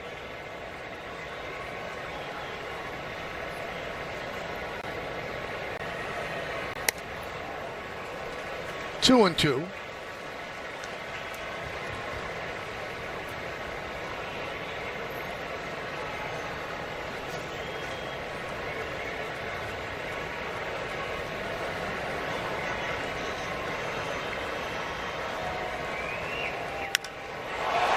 Drive, left field. Bellinger back. So is Grisham, and Grisham makes the play in front of the 366 mark.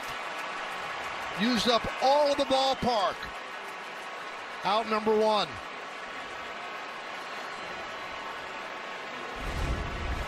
We talk about pull fly balls.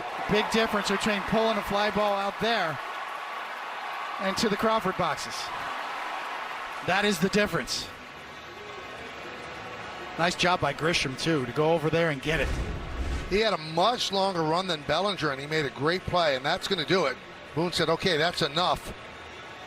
So with Altuve coming up, he's going to call on Cruz. That'll do it for Weathers. The runner at first, his responsibility. Yankees Baseball on Yes is brought to you in part by the New York Lottery. This could be your lucky play. By your local Tri-State Genesis retailers. Learn more at genesis.com. And by Optimum Fiber, famously fast fiber internet. Well, that'll do it for Weathers. He leaves the game tied at 2. Runner at first base is Alvarez. So he allowed 6 hits to the Astros in 5 1/3. And that last drive by Paredes was a little too close for comfort for Boone, and he took the ball from his left-hander. Especially with this guy up right here. So you want the better matchup. Fernando Cruz is that versus Altuve. Weathers threw the ball well. You can see he's a little frustrated right now, giving up the lead. I see improvement with him at each start in terms of his overall repertoire and being able to use all of his pitches.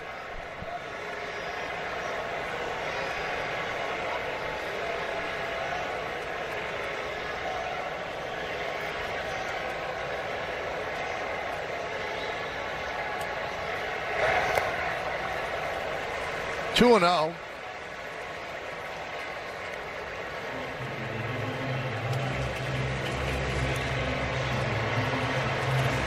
You can see, been through a lot a few days. The new papa, sleepless nights, pitched very well.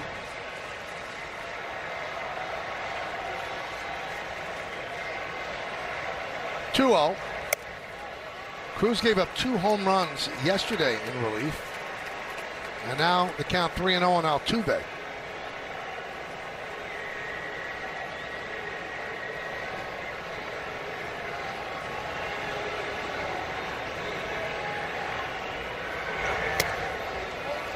And there's a walk. And Michael, I spoke to Fernando Cruz last night in the clubhouse. It had been a full week since he had been on the mound. Finally got back out there yesterday, and the Yankees were up 12-2 at the time. He said anytime you have that type of layoff, you are worried a little bit about the command with the splitter in particular. He said physically he felt unbelievably strong. Couldn't wait to get back out there, but he did feel like his command suffered a little bit, certainly not making any excuses. He did note, nice to be able to get back out there when the Yankees have a significant lead, but we see here right now, command again an issue to start off with the walk to Altuve. First walk issued by the Yankees tonight. Here's Christian Walker.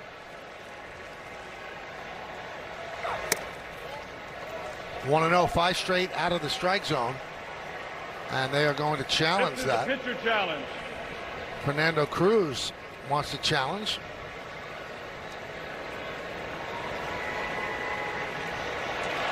We have 0 challenges remaining. Neither team has a challenge remaining.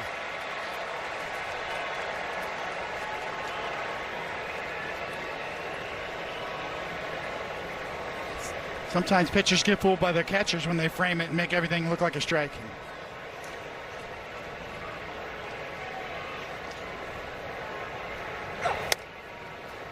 Take a look at the Yankee bullpen budget brought to you by Citizens. Make sense of your money with Citizens.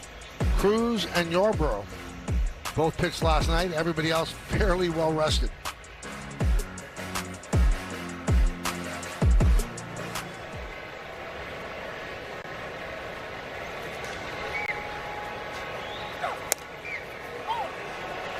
One and two. I would wonder why a pitcher would challenge if the catcher's not challenging. Doesn't the catcher know better than anybody else? You would think so, yes. Sometimes you get emotional on the mound.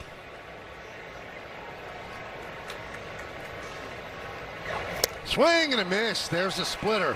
Walker down on strikes. Nice comeback by Fernando Cruz here after the challenge.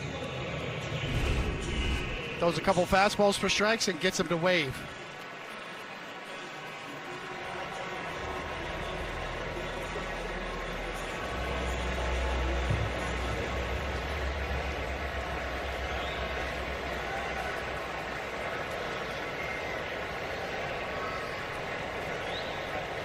Diaz goes around. 0-1.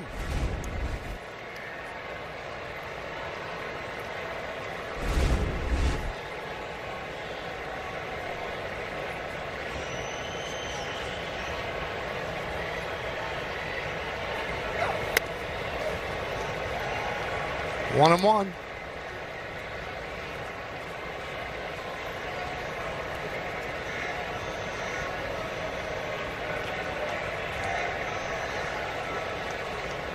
Two game. First and second, 2 outs here in the 6th. Cruz on in relief of Weathers. Diaz hit a home run off Cruz last night. Got a fastball in the inside corner and just beat him to the punch.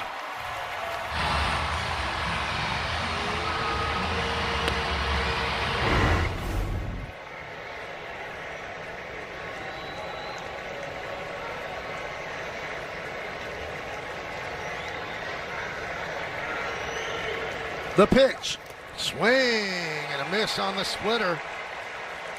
And Cruz gets out of trouble. But they tie the score on the Correa home run. It's a 2-2 game as we head to the 7th.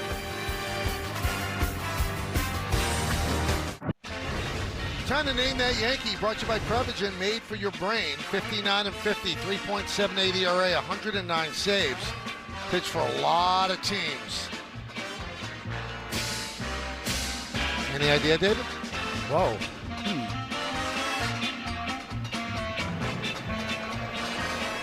Not right offhand.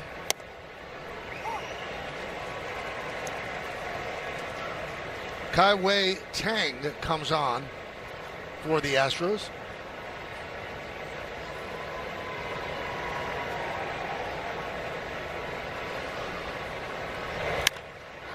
Drill to right field. Smith on the track, at the wall, leaps. See ya! A home run for Wells, just over the leaping try of Smith, and the Yankees lead 3-2.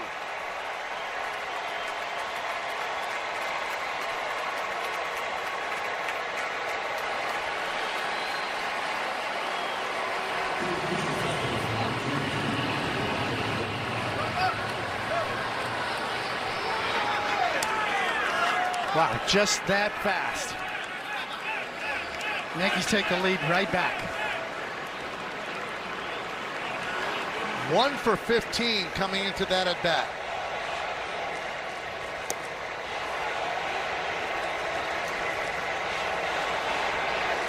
Strange call taking out the lefty Okert. Maybe they just use him for one inning. You have Wells and McMahon starting this inning, and you bring in the righty. A valid point. Driven out to left field. Alvarez on the run on the track, and he makes the play in front of the big scoreboard. McMahon hit it well. Watch where Wells hits this pitch. Up and in. That is out of the strike zone. And he got to it just enough. And I thought, man, it's not going to make it. It is just far enough. The second row. Just over. Wow.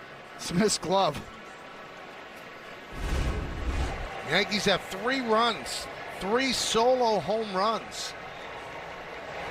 One of them by Caballero, who's 2 for 2, a bunt and a home run. Look at this swing. I mean, that pitch is up and in. That's a ball out of the strike zone. Up. And Wells just clears him out of there.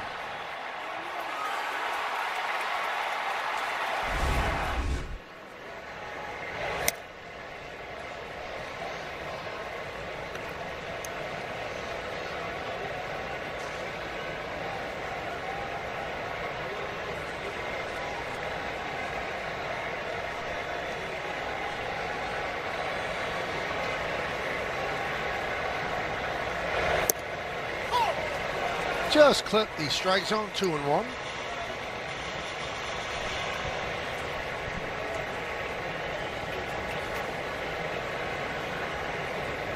That had to feel good for Wells. Been a while.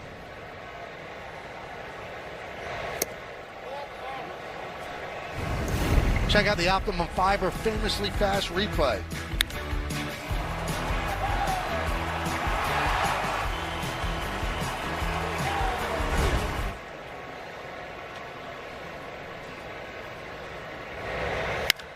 Grounded and under the glove of a diving Paredes. A base hit for Caballero. He is 3 for 3.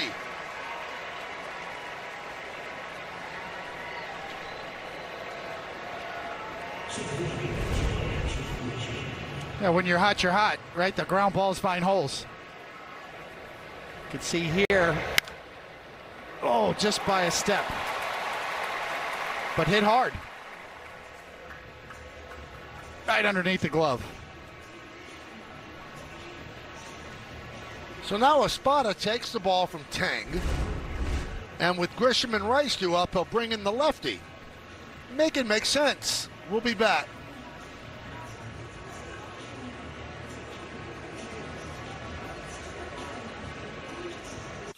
Well, Yankee fans, stay on top of the action by subscribing to the New York Yankees official podcast. Each episode includes an exclusive interview with a member of the Yankee family, taking you inside the clubhouse in truly unique ways. Watch every episode on the Gotham Sports app or subscribe at yankees.com/podcast or the podcast platform of your choice. Bennett Sousa activated today. And Caballero was leaning, but it wasn't a strong throw to first. So this is his season debut for Sousa. Missed the first month with a left oblique strain. So they sent down Colton Gordon, who we saw yesterday, to make room for Bennett Sousa.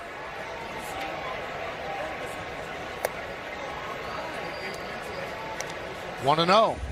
Again, Caballero took a step towards second.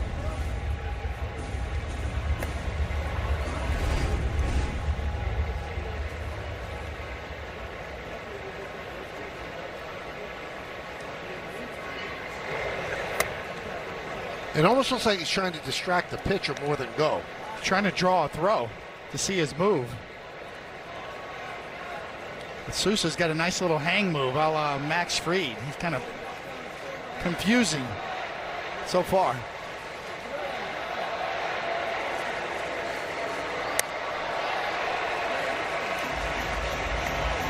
Caballero's trying to get a read, trying to see his move, draw a throw.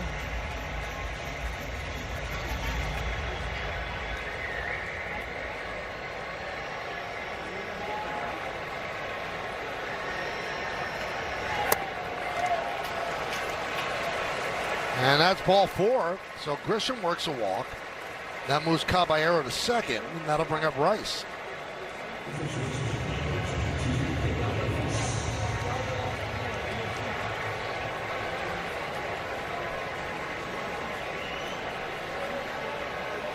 Rice 2 more hits tonight. He's 2 for 3.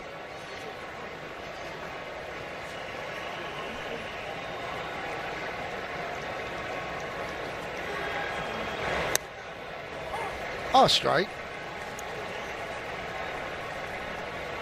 He's been neutral. Hits lefties as well as he hits righties. Double the opportunity, obviously, against righties.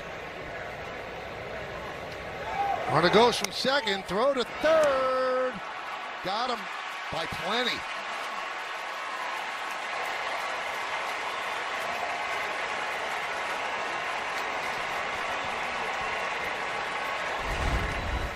Once again, he takes a chance when Vasquez has a free run at third base because of the left-handed batter. So that the degree of difficulty is much higher. Vasquez on the money. A good pitch to handle and throw, and he's up and out. And fired up. There's a base hit to center field. Grisham will stop at second. Throw comes into third. A little odd, David, that Caballero takes off for third and Grisham stayed at first. Yeah, Grisham was trying to follow along and read him, but he didn't get a good read. And nice job by Vasquez. Just a good throw to handle. High slider up and away. It was almost like a pitch out. And then Ben Rice hanging in there. Again on the lefty. And with 2 outs, that's a good read by Grisham not to go to third there. And Ben Rice keeps on keeping on against left-handed pitching. So you bring in the lefty special as he walks Grisham, and then he gives up a single to Rice. Rice 3 for 4. And now the lefty, because he's only faced 2 batters, has to try and get Aaron Judge. You know, Caballero's so daring on the bases, you don't want to take that away from him, but Ben Rice at the plate. Vasquez could throw. You have to pick your spots.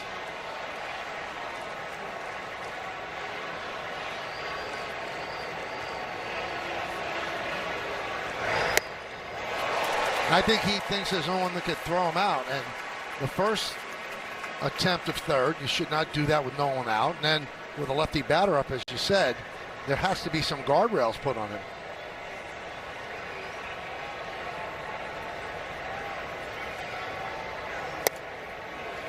Quickly 0-2 on Judge.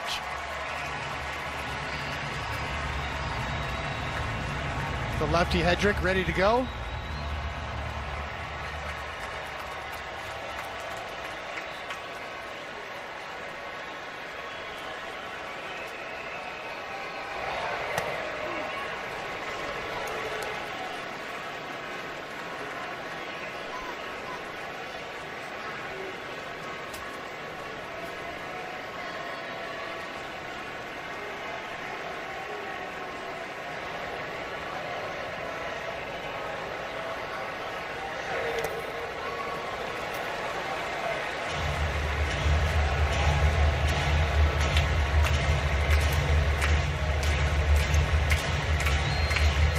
Yeah, there is no panic in Aaron Judge. Even though he gets down 0-2, he's right back to 2-2 and even.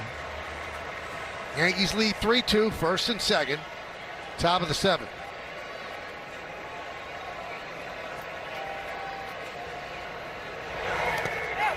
Did he go? Nope. So 3-2, 2 outs, runners will go.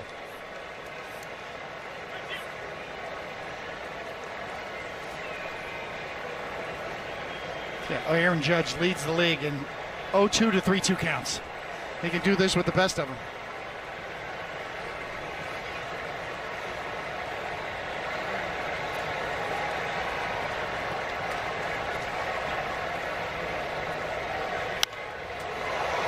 Fouled away.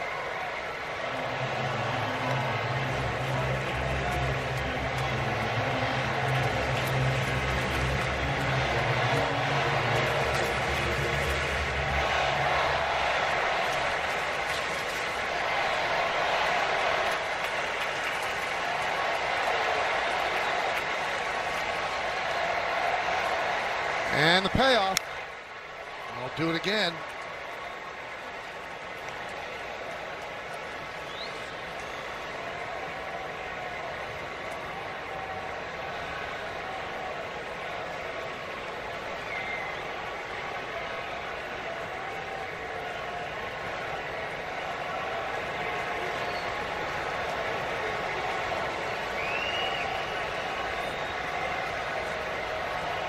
The 3-2. Making him work. He's had a couple of really good swings at high sliders. Just a click off.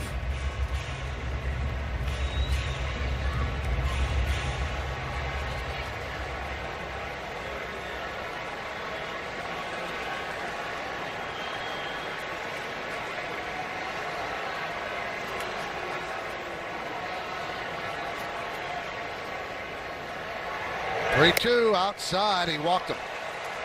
And that loads the bases with Bellinger coming up. Yankees have an opportunity to give their bullpen some breathing room with a big blow by Bellinger.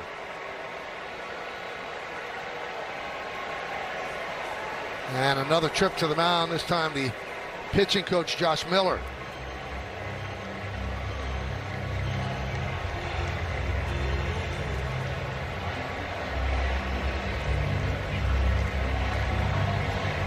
Luis Rojas and Bellinger having a long conversation.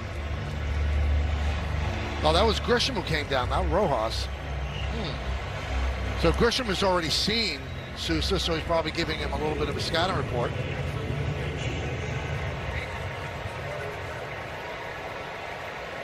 Yeah, these guys know each other well, and they trust each other, and they talk to each other. Bellinger 0 for 2 with a walk. Bases loaded with the Yankees. They have the lead on the Wells home run. They're up 3-2. 1-0.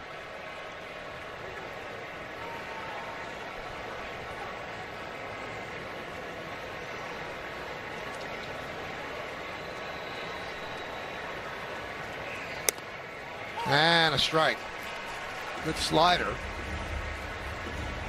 Take a look at the arms in the outfield. Cam Smith could throw. Matthews only his 4th career start in center. Those are caution flags for Alvarez and Matthews.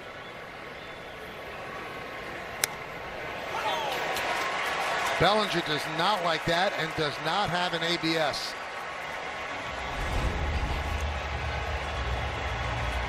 Pretty good pitch.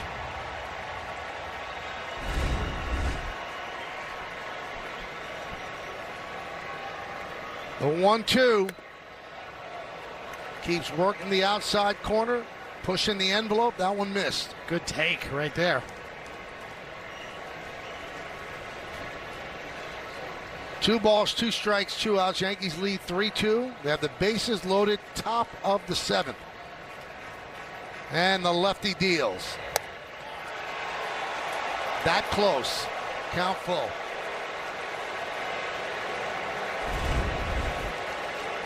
That one's outside. Well, you can start the merry-go-round. 3-2, 2 outs, bases loaded. And he worked the walk. Great at bat for Bellinger. Coming home is Grisham. An RBI for Bellinger, and the Yankees lead by 2, 4-2.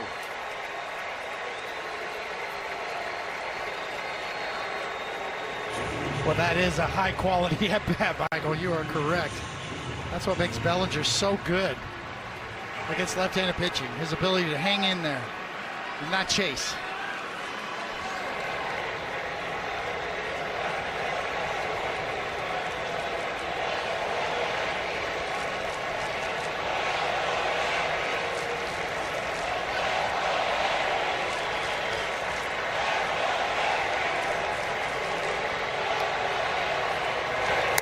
Inside.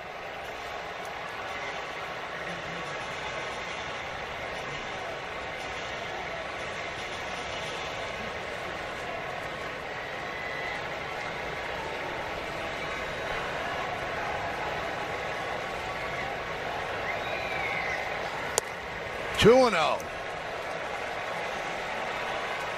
So Sousa has missed a month with the left oblique strain, and high leverage stuff here in the top of the 7th inning.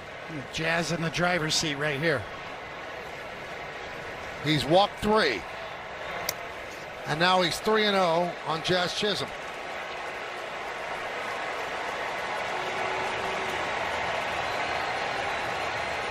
And A.J. Blueball is warming for the Astros.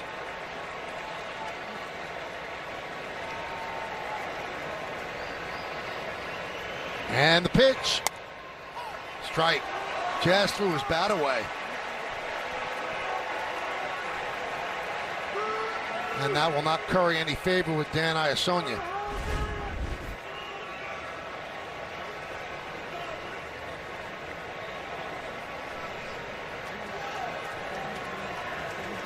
So now 3-1.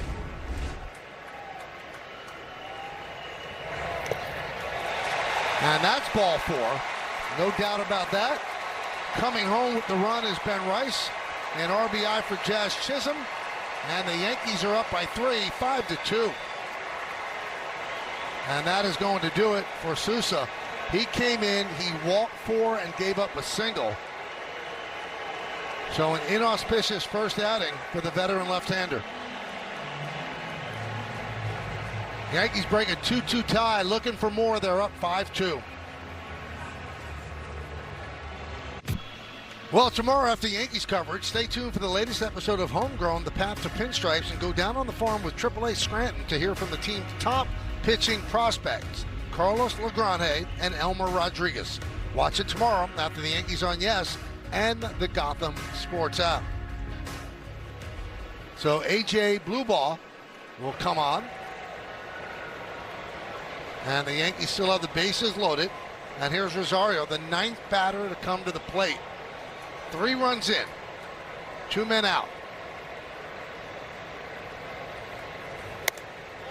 1-0.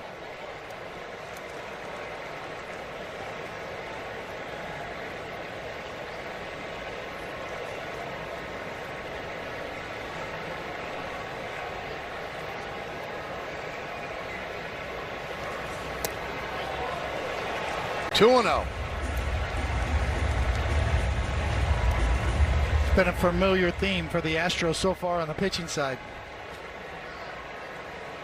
Last 18 games, the bullpen pitching to a 6.50 ERA. Grounded, backhanded by Paredes. The long throw in the dirt, and a beautiful scoop by Walker to end the inning. But the Yankees get 3 runs. They leave the bases loaded. It's time for the stretch. Time for your Ford Studio update. Bob and Willie with you. And Willie, your key to the game on the pregame was pass the baton, and the Yankees just did that. And that's exactly what they did. They picked up their teammate. Weathers did a great job of keeping him in the game, and I feel bad for him because I know he wanted to get that win for his baby boy, new baby boy. But yeah, the Yankees are in a good groove right now, and that's what good teams do. They put you back in the game. It's up to the bullpen to hold it right now. We'll see what happens, and Jack Curry will join us on the postgame. We're going to break it all down for you. Look forward to seeing you then. Well, thank you, Bob, and thank you, Willie. 5-8-0 for the Yanks, 2-6-0 for the Astros. Ryan Weathers went 1 out into the 6th. Mike Burrows, he pitched 5. Yankees have 3 home runs in the game, all solo shots. Grisham, Caballero, and Wells. And a big night for Carlos Correa.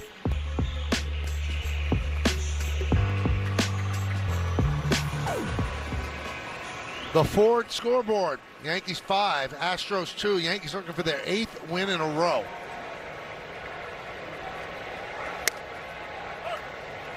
And a strike as the Yankees bring in Jake Bird.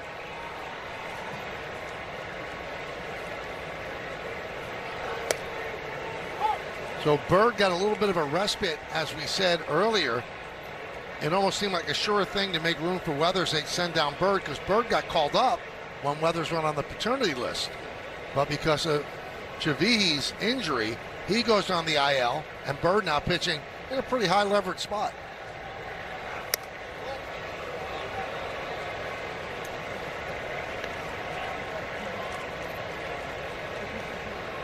One and 2 on Smith.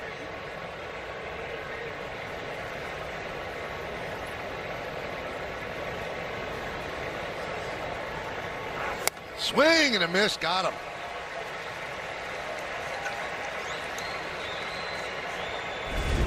Really got on top of the sinker. That ball goes down. See the way Wells caught it. The bowling ball sinker.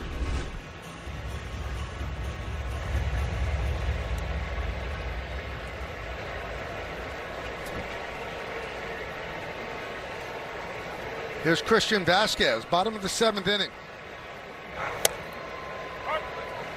0-1.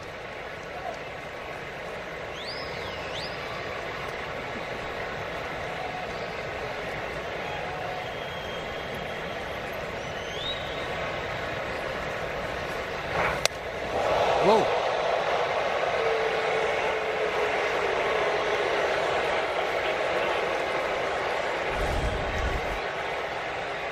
See, that's a breaky ball that just got away from him. Good thing. He kind of broke away from his head. So scary.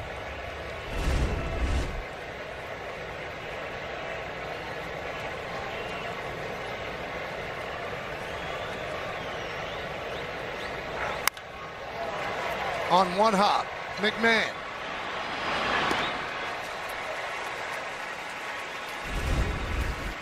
Well, here's how it looked from our dirt cam.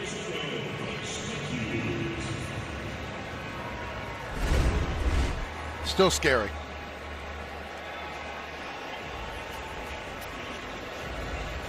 So 2 down here in the 7th, and here's Matthews.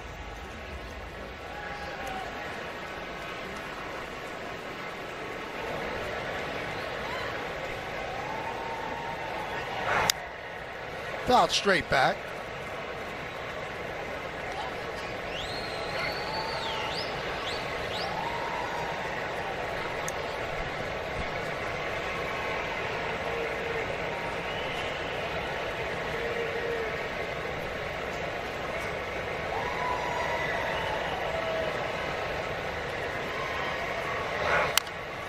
Nubbed in front of the plate. Wells makes the call and the throw and got him. So Bird, a good inning, retires the Astros in order, 1-2-3.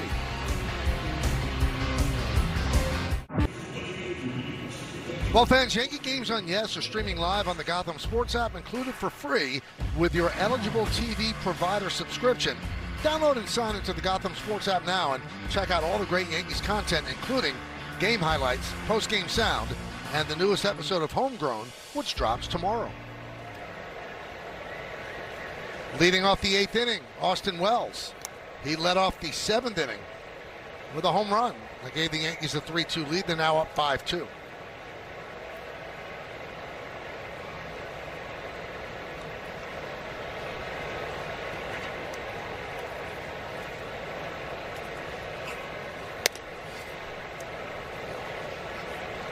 Well, you look at the way the Yankees are running these wins off in a row, and they're in every game. Their starting pitching puts them in a position to win these type of games. Weathers did his job, 2-2. Yankees taking advantage of the Astros bullpen. I don't know if I've seen a deeper roster of pitching for the Yankees since I've been covering them in the broadcast booth.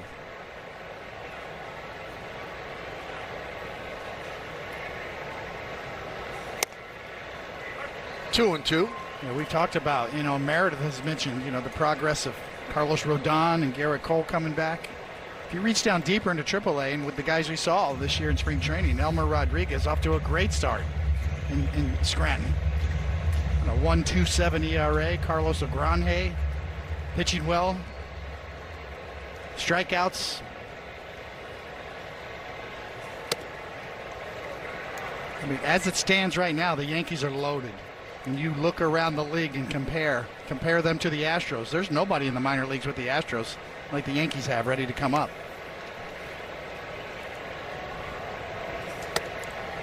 And there's a walk to Wells. And David, the abundance of starting pitching could end up being the solution for the bullpen as well.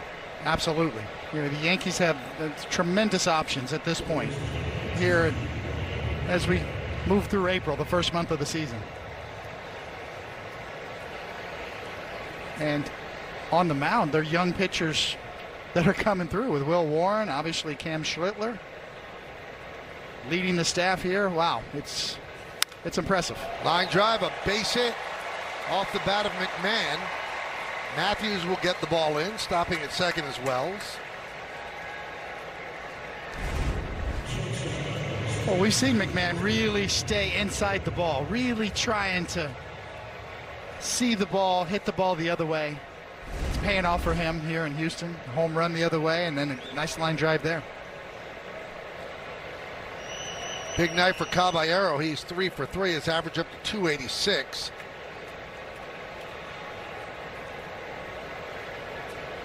And he's showing bunt. Astros charging, and then he took the bunt back and takes the ball. You can see him smiling at Paredes at third base. I love the play. I love, pulling it back, slashing, making things happen.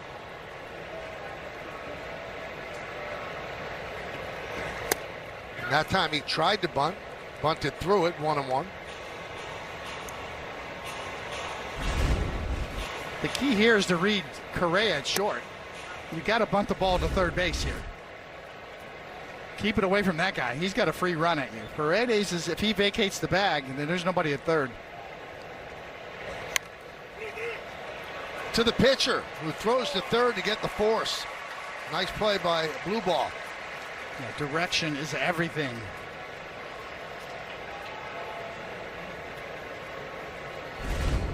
Usually when you're bunting, you're trying to soften it a little bit, but really in this case, you just got to get it to the third baseman past the pitcher. And once he didn't, that allowed Paredes to get right back to the bag.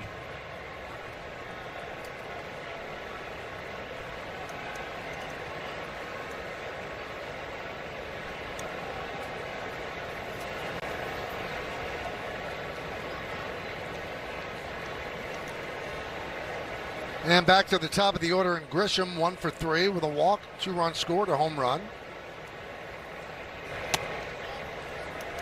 From my old National League days, a bunting practice every day. The late great Bud Harrelson pounded us on how you're supposed to bunt, where you should try to bunt the ball in those situations.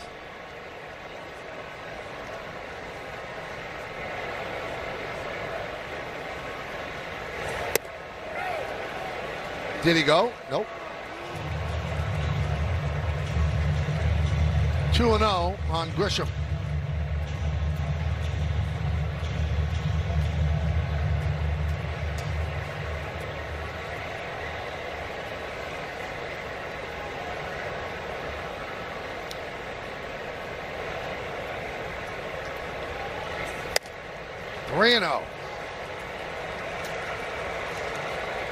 The Astro bullpen has been a problem for the first month plus of the season, and no different tonight. Their closer has been out, Josh Hader, and it's had a trickle-down effect as well. 3-1.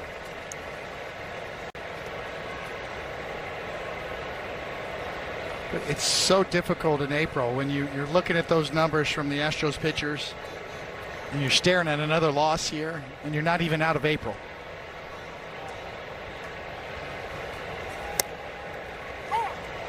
Three and two.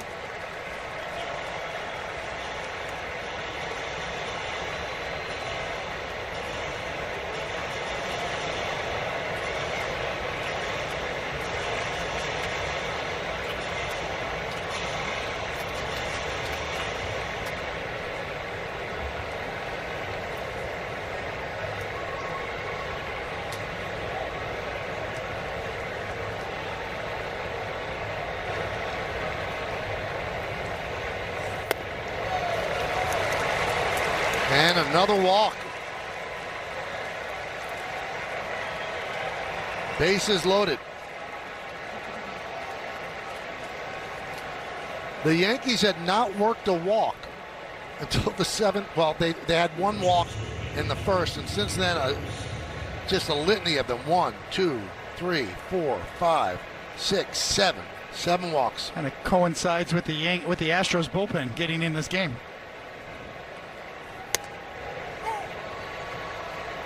Astros playing back for the double play.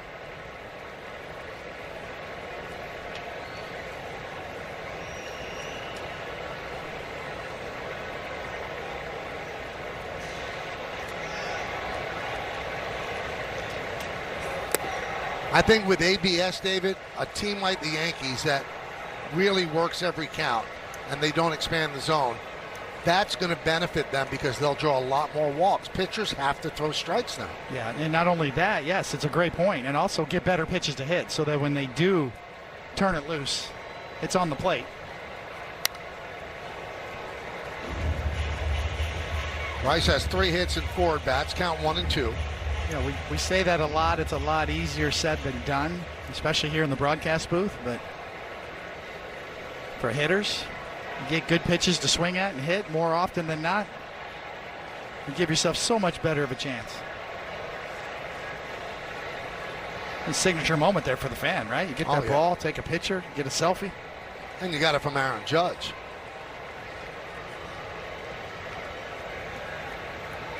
One, 2. 2 and 2.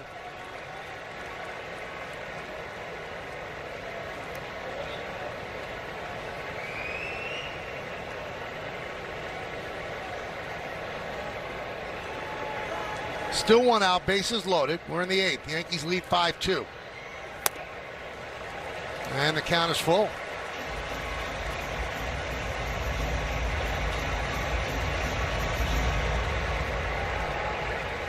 So Ben Rice gets as good as at-bats as anybody right now.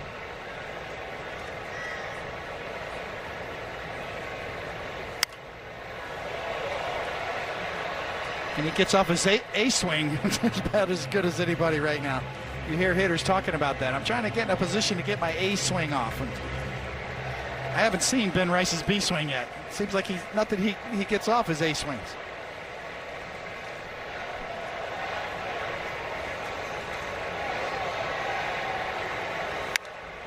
High drive, right center field. On the run, Matthews on the track. He'll make the catch. Tagging and scoring is McMahon. Caballero moves to third. It's a long sac fly for Rice, and the Yankees lead 6-2.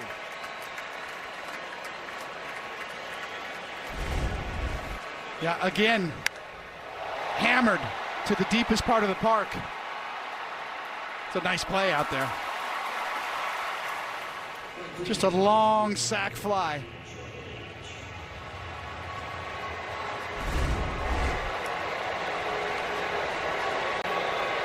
'21st ribby for Rice.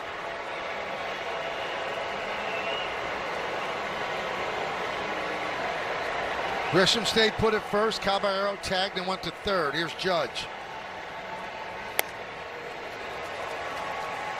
0-1.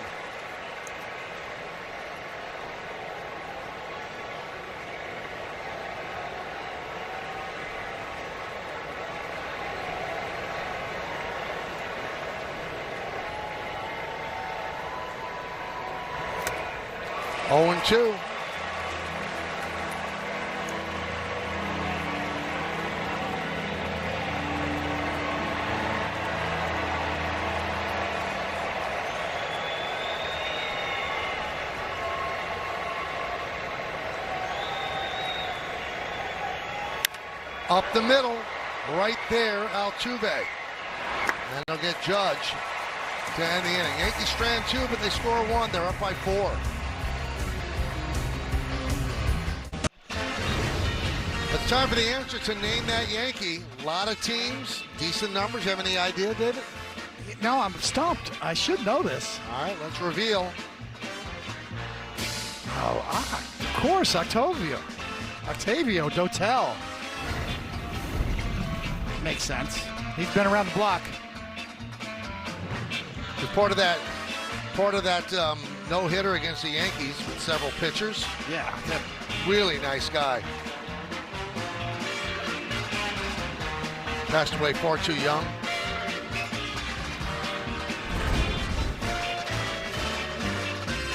"14 appearances with the Yankees, one of 6 pitchers in the combined no-hitter. Pitched well in the postseason." So here is Camilo Doval. Yankees leading by 4.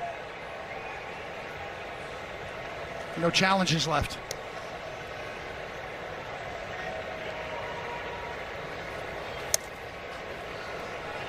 Seems like Doval has not pitched in about 3 months. So the same thing that bedeviled Cruz might happen here, where he just doesn't have command.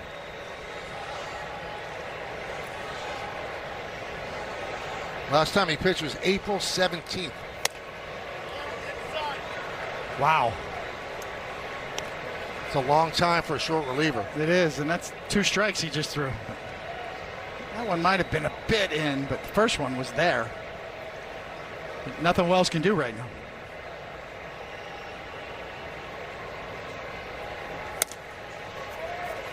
Well, maybe this is a good lesson for teams to learn, to keep one in your holster, because bottom line, you can't be left without challenges for the final 3 innings of a game.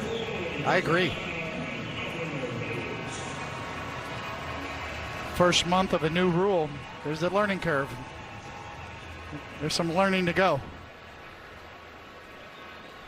Here's Alvarez, 1 for 3.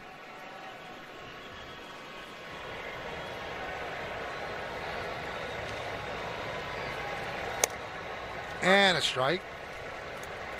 100 miles an hour.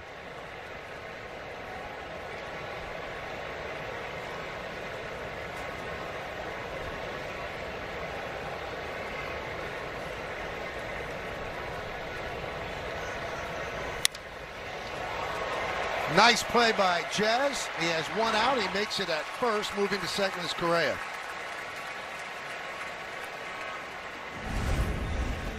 Like excellent range. No small play. I mean, next thing you know, the Astros got some action here with a couple guys on and nobody out, but Jazz Chisholm playing, Alvarez the pole, goes over. Backhand, made a nice play.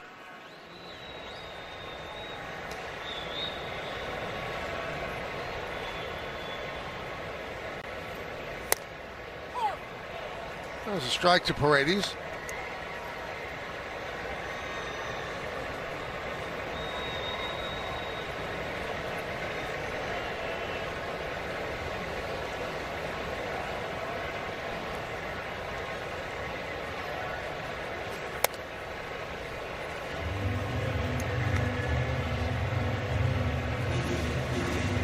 Brent Hedrick.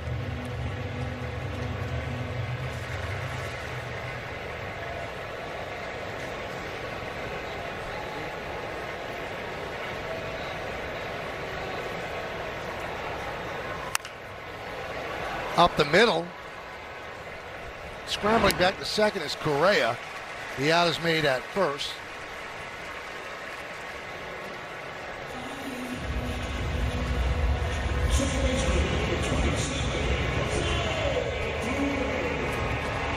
Here's Jose Altuve, 2 outs, runner at second here in the 8th.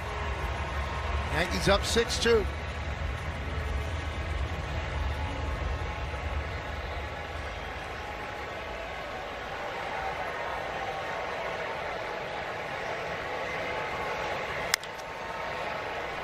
Chop foul.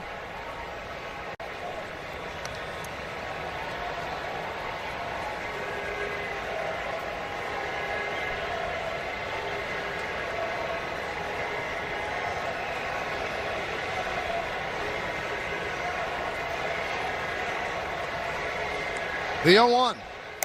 Outside, 1-1.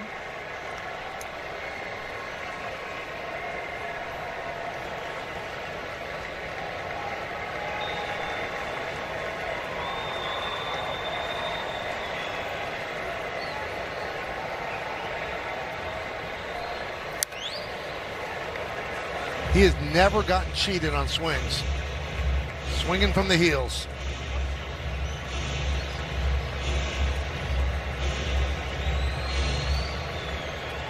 Yeah, don't let the fact that he's 5'6" fool you. He's strong.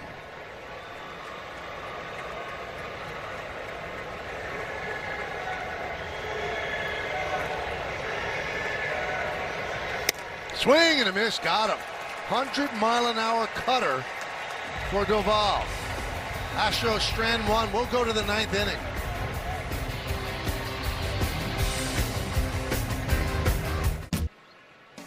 Well, fans, after the final out, get highlights, analysis, clubhouse interviews, and we'll hear from Aaron Boone on the manager's report. It's all coming up on the W.B. Mason Yankees postgame. Cody Bellinger leads off. And the first pitch is a strike. Jaden Murray, the new pitcher.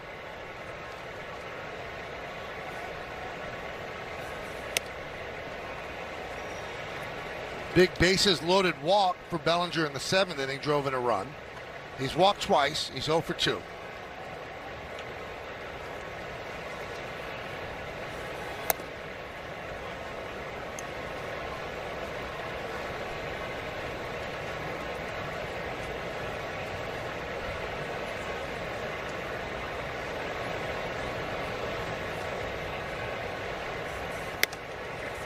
That one just missed.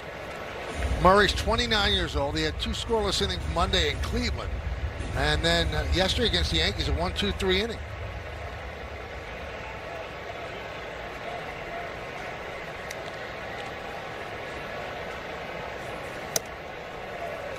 And another walk.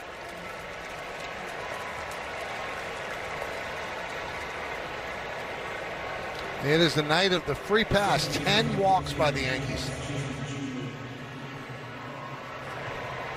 Been a common theme for the Yankees, really. It's kind of a complete reversal. Yankees pitchers don't walk a lot of guys at all, and their hitters get a lot of walks. It's a deadly combination. Yankee pitchers just 2 walks tonight.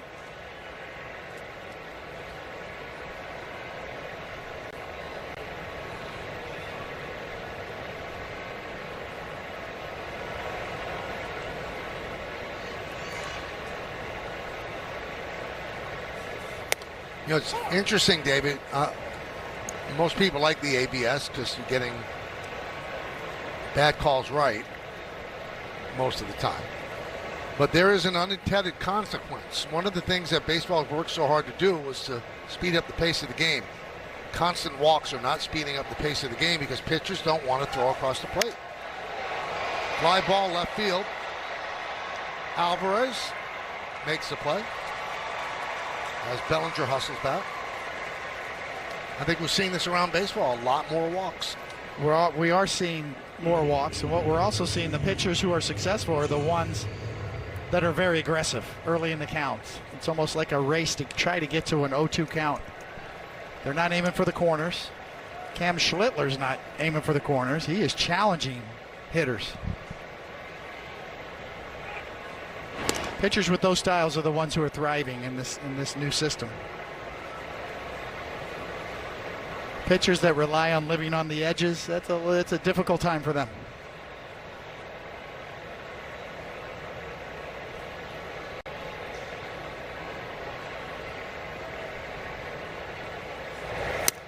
You know, in talking to baseball people, the 2 names that keep coming up, past great pitchers that could have been adversely affected, Maddox and Glavine, because they really got a lot of inches off the plate, and that doesn't exist now. It does not. Maddox would have made the adjustments. I mean, they both had that good a control that they could have made the adjustment, but it's a great point. It's a whole different strike zone now. And the famous playoff game where Livan Hernandez struck out 17 and Eric Gregg was behind plate would never happen. I mean, there were pitches that were a foot outside the strike zone, called a strike, and they had no recourse. 1-2. Yeah, umpires had more leeway to reward good marksmen. People with excellent control got rewarded for having excellent control.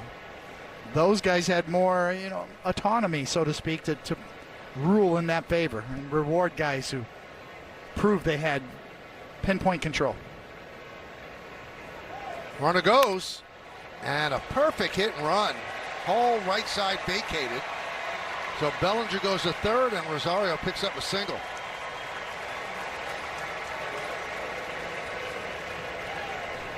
It seems like every time Rosario's in the game, he does something that just helps the team. Does something smart, does something good. There was a time when he was the #1 prospect in all of baseball, if you think back.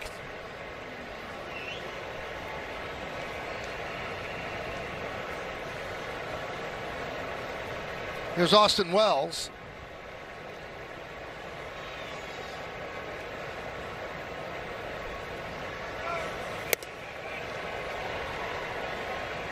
Just to complete the point about Maddox, talking with Paul O'Neill last weekend, and he had good numbers against Maddox.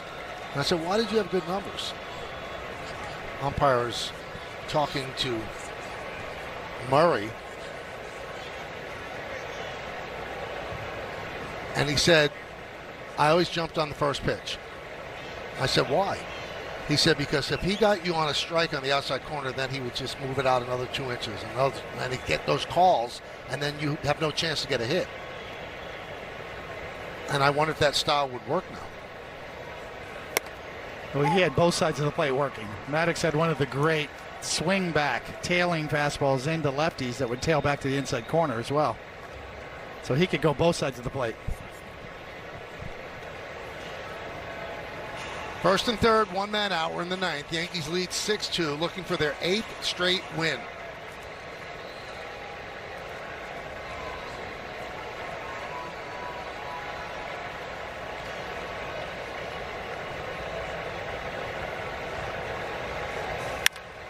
Ground ball and through for a base hit. Scoring is Bellinger. Rosario motors to third. It's an RBI single for Wells, and the Yankees lead 7-2.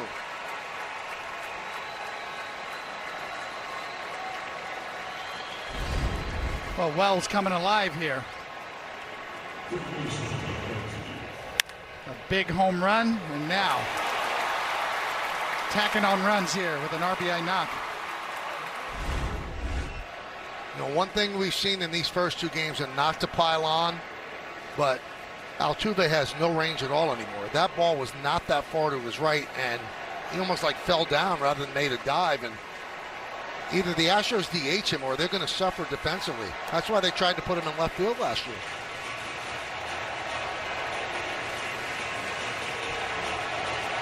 Very difficult thing when you're a great franchise player and you're kind of, past the peak of your career, so to speak.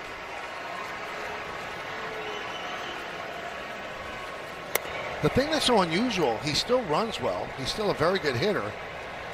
But I guess he wasn't ever a great second baseman, and now those skills have eroded to a point where, he's minus 61 defensive runs saved in the last couple of years. Well, that's the thing. The metrics have changed on how we gauge defense.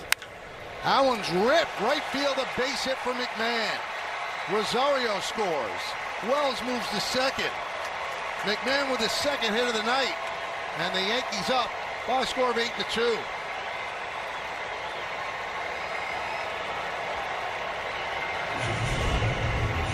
Coming out party for the Yankees bottom of the order. First Wells, now McMahon.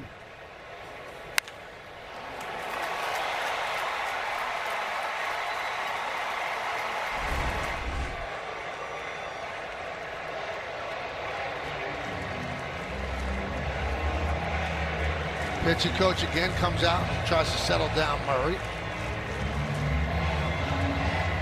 Yeah, there's nobody warming up. So it's on you, kid. No help. This chiropractic telecast presented by authority of the New York Yankees and may not be reproduced or retransmitted in any form, and the accounts and descriptions of the game may not be disseminated without the express written consent of the New York Yankees.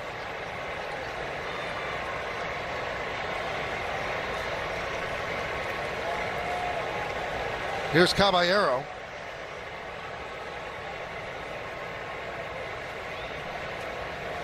Three for four. The pitch outside.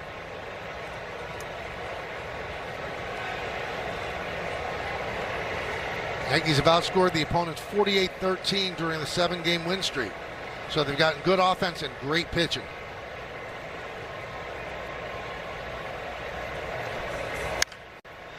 Grounded to third. There's one on to first. It's a double play. Walker can play first base as he doubles up Caballero. But the Yankees extend the lead. 8-12-0, leading 2-6-0. We go to the bottom of the 9th inning. Time for the game-changing drive of the game, brought to you by Audi and the all-new Audi Q3. We're going to take you right back to the 5th inning. Jose Caballero jumps on him. Gets it high enough. Unloads. That's a big night for him. Swung the bat well. Had some tough night on the bases trying to steal. And here's Tim Hill, who has been lights out so far this year.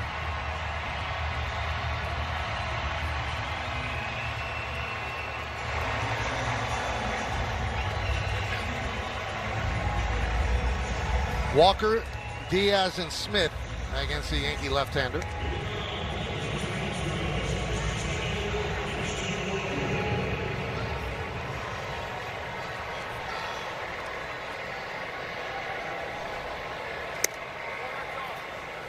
One and 0.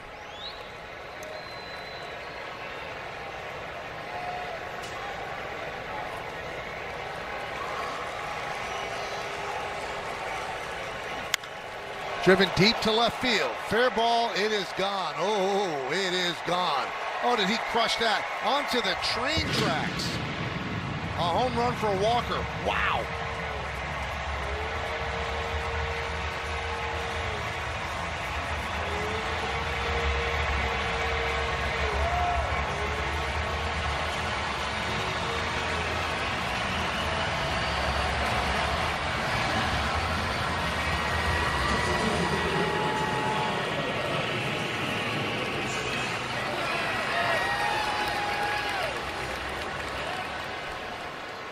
Yankees now up by 5, 8-3.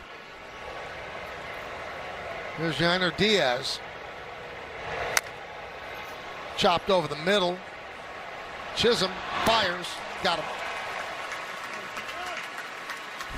Just a little get-me-over slider, rarely thrown by Tim Hill, and Walker just launches it.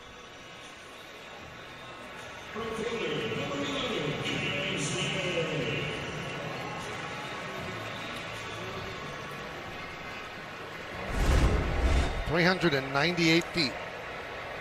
Here's Cam Smith. Fouled away.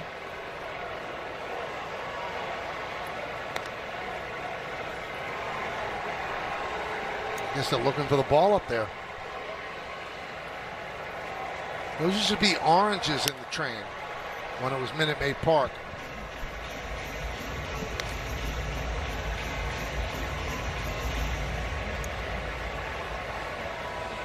That's Bobby Dynamite, who drives the train when they hit a home run. That's a pretty good job, huh? Just hang up there, watch the game. Pretty good name, too.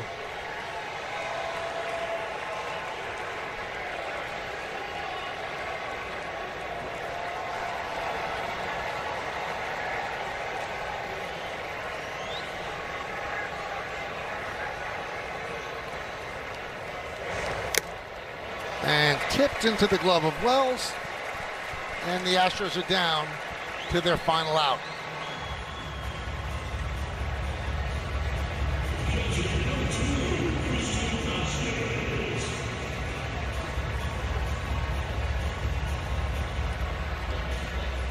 And here's Christian Vasquez.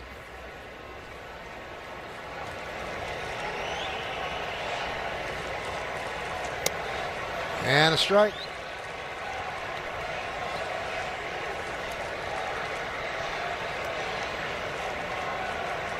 8-12-0 Yanks, 3-7-0 Astros.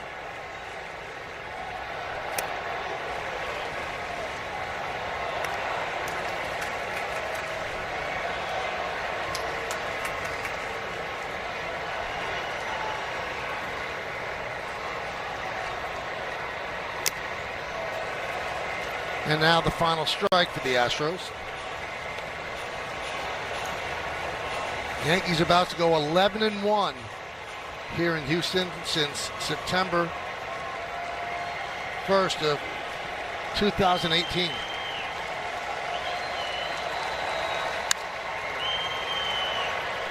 Caballero. And that'll do it. The Yankees win their 8th in a row. They get great pitching. And today it's a walk in the park. 10 free passes. And the Yankees win 8-3. 8 straight victories for New York. 4 guys in the Yankees lineup had multiple hits. Ben Rice, 3 for 4, keeps on keeping on. Yankees are rolling right now, and they're in every game because of their pitching, and now the entire lineup's starting to kick it in. Well, the 8 straight matches, their longest winning streak from last season, and their record is now 18-9. Another big night for Rice. Well started swinging the bat well as well. Everybody contributed. Yankees win this one 8-3. Come on back.